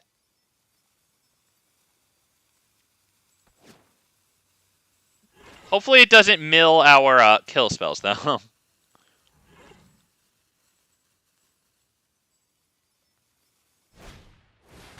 Midnight Reaper, he's going to be gaining a lot of life. Is this a cleric? No, it's a zombie knight, but it's super good for his theme here. By the way, I think I'm going to end the stream after this one. I think I've been going for quite some time now. So I do want to thank everybody for stopping by today. If you haven't already liked Big Fat MTG stream, he very much appreciates that. Oh boy, he does, because it's making so much of a difference with the success of the channel. It really is. Thank you guys so much for that. If you aren't already subscribed to Big Fat MTG, I'd kindly ask that you do that, because, yeah, it really helps the channel out just infinitely. Good God, dude. Wow. Wow. Okay, does he have any way to protect from that? He freaking better not. Let's see. He doesn't have any weird, like, sacrifice this indestructible, right? That's here, actually. He can bring that back, but he has to have a 4-cost cleric die in order to bring that back. This requires sacrificing another creature. So he could sacrifice his commander and then bring that thing back. And then give indestructible to what? All of his creatures. Right? Is it all of his creatures? Creatures you control. Okay, well, we're going to do this anyway because I need to get rid of Phyrexian Arena. Does he have an artifact? Yes, he does. Boom, boom, boom. Destroy an artifact, destroy a creature, boom, destroy an enchantment, and a land. That would be the dual land. Is there anything better, like with weird effects on it? Nah, just the dual land. Okay, pray that he doesn't have some type of save beyond getting the thing back from his graveyard. I don't want to hover over anything and give him any ideas. He is not getting help from me. Will he sack his commander to bring that thing back from the grave?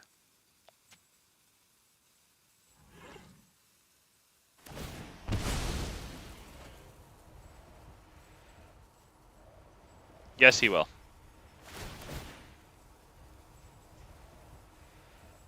Fortunately, it only saves his creatures.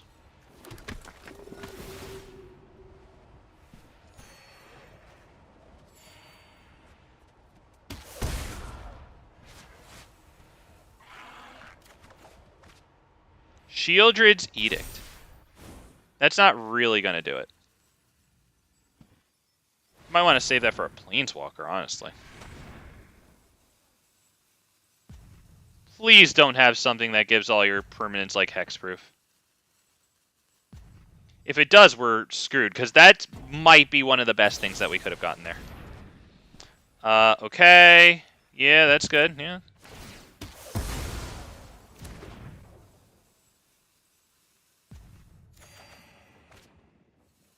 Bite down. We got freaking bite down, dude. We got bite down, which we have at instant speed. Can that kill this? Hang on. Do I have Deathtouch anywhere? No, I can't kill that. Damn it. I cannot kill that. Because I don't have a Deathtoucher. He just killed my freaking Deathtoucher. I can't kill that thing. Damn it. Is there anything else I can kill? Not really. I need to kill freaking that.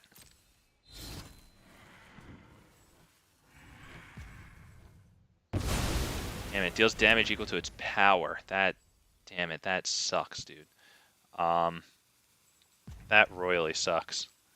Okay, next.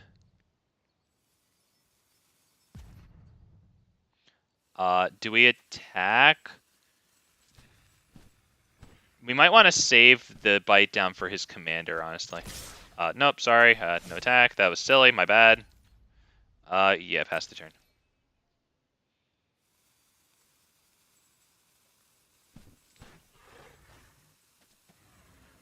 Damn it, that 4 toughness. We need something, I mean, basically I just have to drop Thalia Gitrog Monster to kill that thing.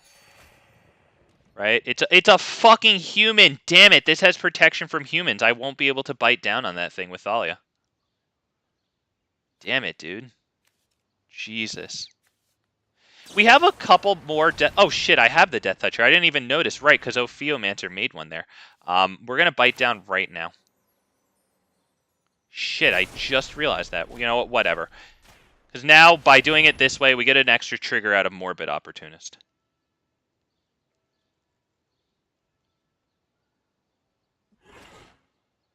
Yeah, I'm thinking, like, we have Deathtouchers, right? We have Sheoldred. We have this. We have the Glissa, right? Just the Golgari Glissa. First Strike Deathtouch as well.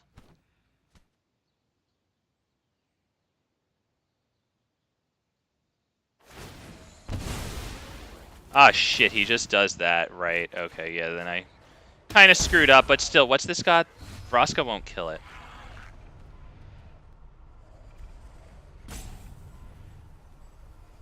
Shit.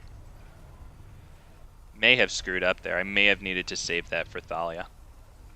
Right, because now that thing just gets a token there.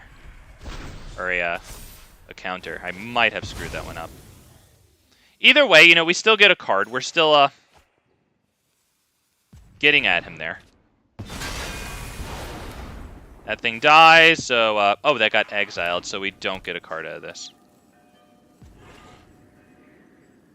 Okay, so maybe I should have done it on Thalia and Gitrog Monster, because then he would have to, kill it all the way, right? Sacrifice a whole bunch of stuff to give it a whole bunch of -1/-1 counters.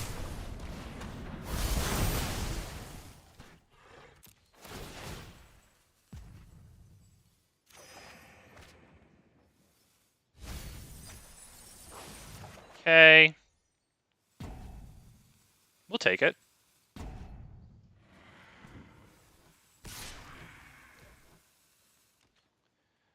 We're going to want to destroy this thing, I think. But he can he bring it back? No, his commander lets him bring back Cleric, so he could bring back this pretty easily. But he can't bring back this pretty easily. Nissa lets us bring back a permanent card from our graveyard. Is there anything, like, super good? This is pretty good. We can cast it right now with, Sarah, what's it called? So we probably should, I think. Do we drop Scoot Swarm as well? That forces them to deal with it with Yawgmoth, right? But we have priority, so we can do Scoot Swarm. But if I do Scoot Swarm, then right away they kill Sarah Paragon. So let's start with Ophiomancer.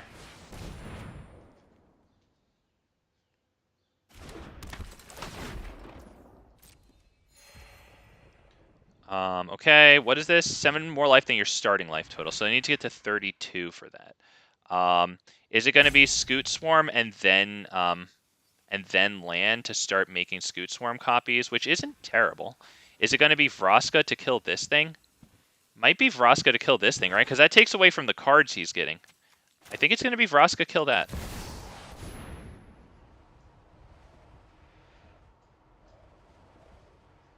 Unfortunately, it only destroys things with mana value 3 or less. This thing at 4 is really a pain in my freaking ass right now. Beg for mercy. I am listening.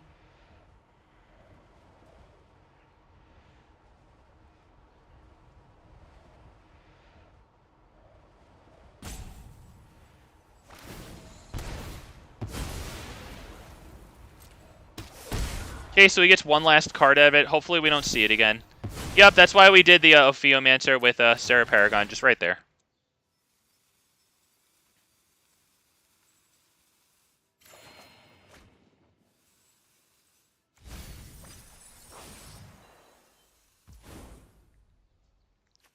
Let's do this. Are we gonna hit Besiege You on this thing because I can't really have him gaining a lot of life and putting counters on stuff and getting huge, you know? I can't really deal with that yet. No, let's do that on his turn after he invests the mana into it. Let's do that.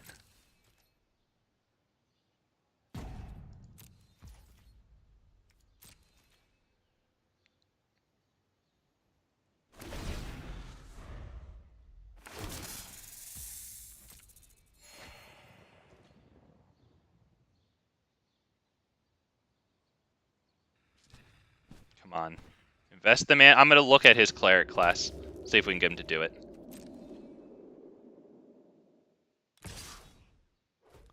Yup, we lose Vraska, unfortunately. It's gonna happen. We can't force him to sacrifice that thing.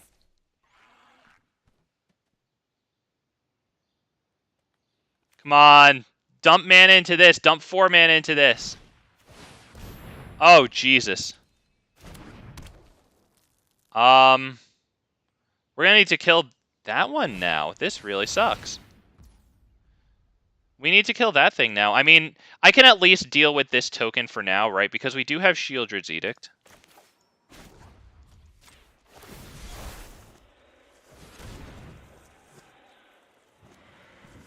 But that token's huge because now the Righteous Valkyrie is going to give him 4 life. This is a huge one for him.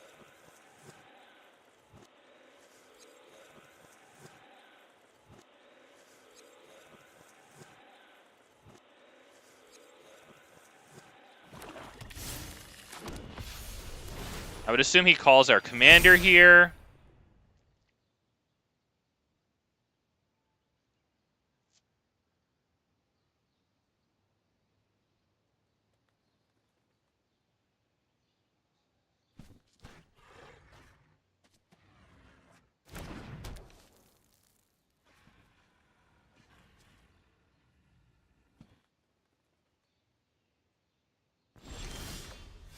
Oh, wow. I mean, alright, but I still need to be able to kill the rest of his freaking shit here. How are we going to do this? That's very good. Can I get this thing back from my graveyard? Where is it? Oh, it got exiled? Yeah, Morbid Opportunist. Okay, that's very unfortunate.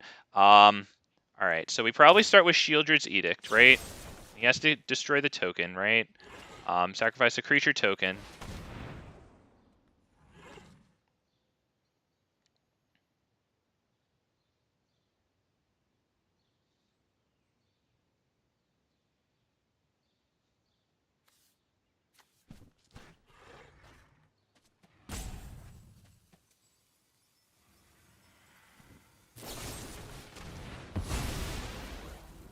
Okay.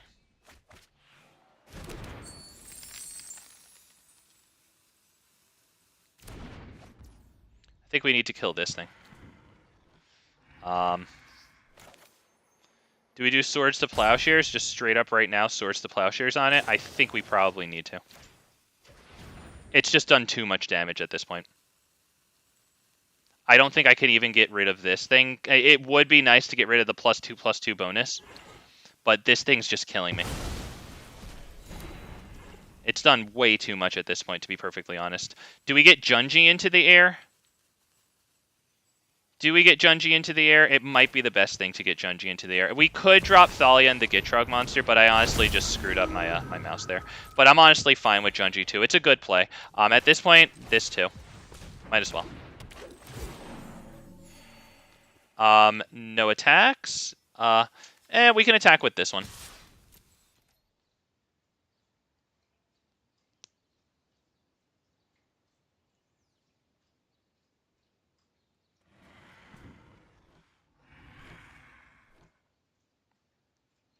Dude, this is the easiest decision that you've had all game.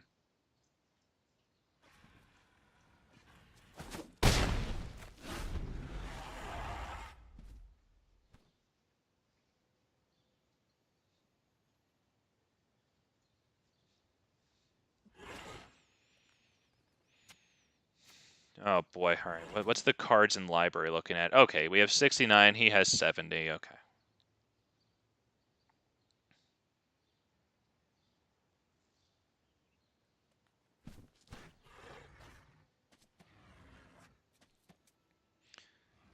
It's a little annoying that we didn't get our commander down onto the field, but like at the same time, Junji is getting the good block on Righteous Valkyrie, so yeah, we have 19 life. I don't want to lose a bunch. That's very annoying because now he starts putting +1/+1 counters on things. That's exactly why I wanted to kill it with Boseiju. And then he freaking dropped this, and I just couldn't have him populating the field with those freaking angels, so. Now he gets to do this instead.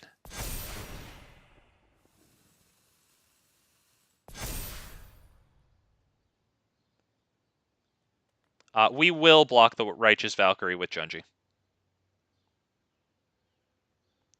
The +1/+1 counter on Soul Warden was a little bit of a waste, unless if he finds a way to make a use of it. It just gets blocked by the Deathtoucher. Wow, he didn't even attack. Huge. Huge. What are we going to do here, boys? Wow. Scoot Swarm and then Iganjo. And then Thalia Gitrog Monster, I think, might be good.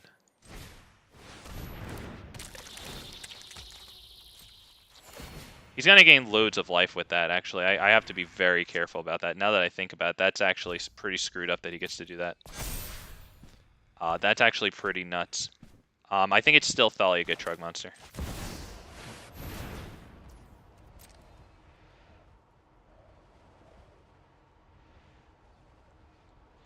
I don't know if I can actually... Maybe I shouldn't have played the Scoot Swarm there. It might be too much here. Because he's just going to gain so much life.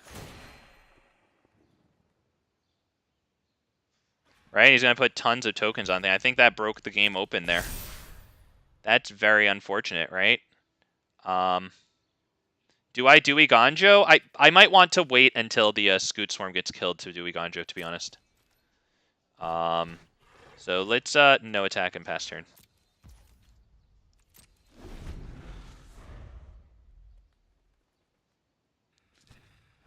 This costs 1 planes to use, which we cannot use. I only have the Source of Green open right now. But yeah, if I give him more creatures entering the battlefield to do this with, it's going to be bad. We have 1 block on his flyer with Junji.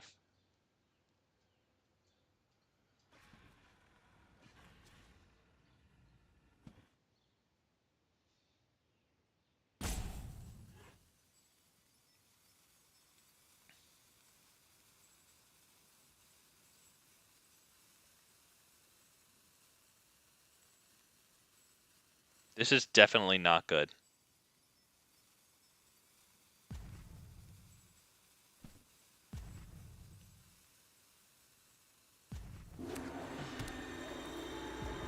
Whatever he does, I just hope that he kills our creatures instead of exiles them so we can get cards out of this. Wow. Well, there you go. That's great.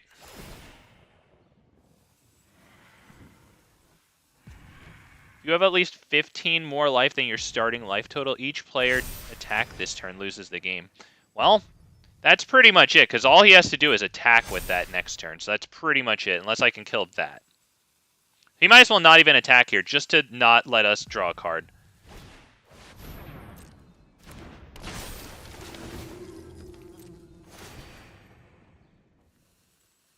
And now if our creature... if a non-token would die, exile it instead. So now I'm not even going to get freaking cards out of it. Jesus Christ. Wow. Well, that is decisive right there. If my non-token creatures would die, exile it instead.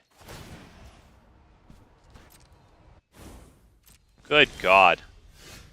That's not really going to cut it. I mean, that'll at least allow us to attack with this, you know, sacrifice this, get 3 cards out of it, and then see what the heck that we can do here. Do they have anything nutty in their graveyard, like a creature that when it enters the battlefield exile stuff? Right? So that way I could kill that thing. Midnight. They have a Midnight Reaper. What's this?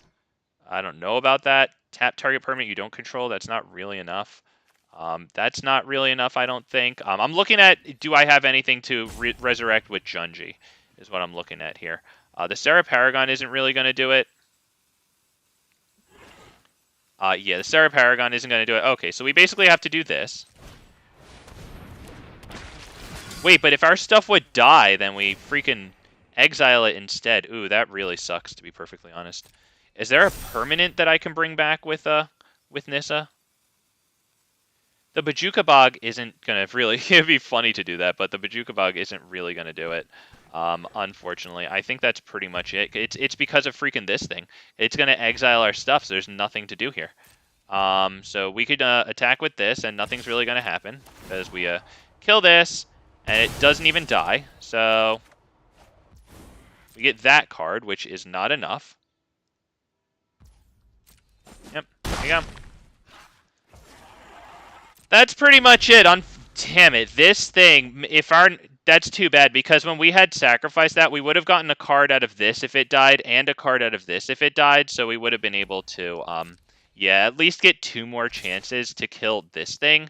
But damn it, man, that did it.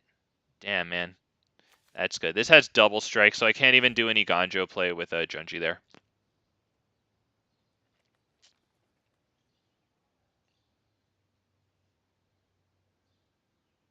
I mean, you do know that. I mean, I do have a lot of untapped land, so I guess, like, yeah, he should definitely take precautions just in case if I'm being a jerk there. Yep. Damn. Good for, he's going to be happy with that. That must have taken, like, half a freaking hour at least, honestly.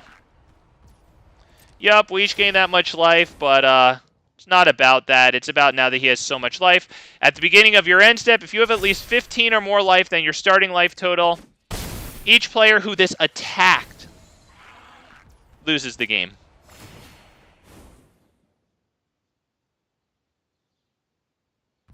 Yep.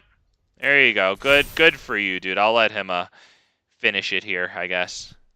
You literally just need to pass to your end step, my dude.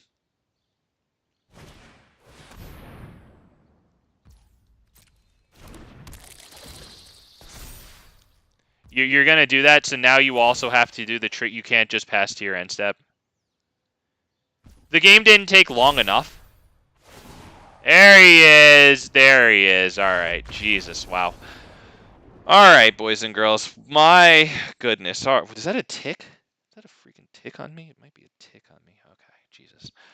Wow, that was something, man. I was really hoping that we could pull that one out, not gonna lie. I was very happy that we drew this thing. It even stuck on the field all the time, but this thing, man. This thing. You can cast spells from among cards and exile your opponent. Oh, wow, that's really cool.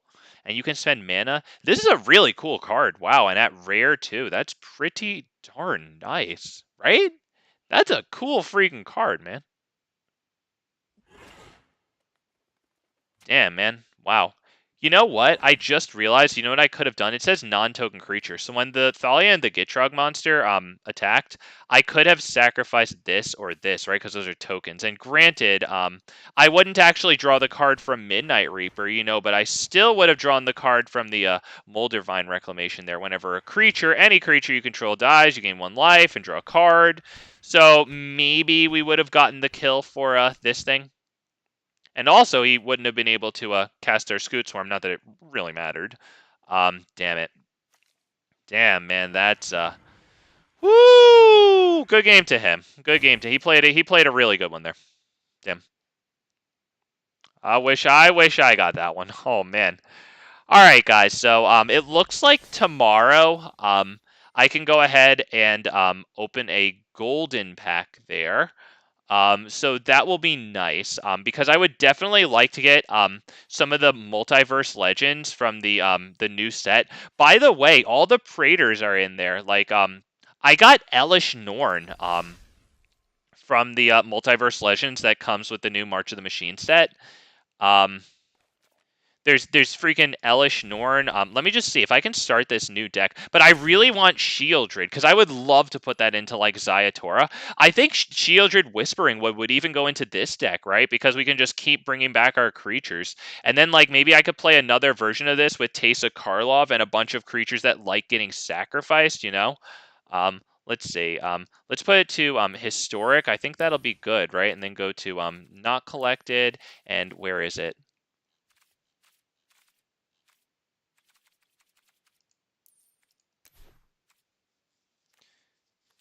Yeah, look, I got Elish Norn, hell yeah, but like, Elish Sheoldred, man.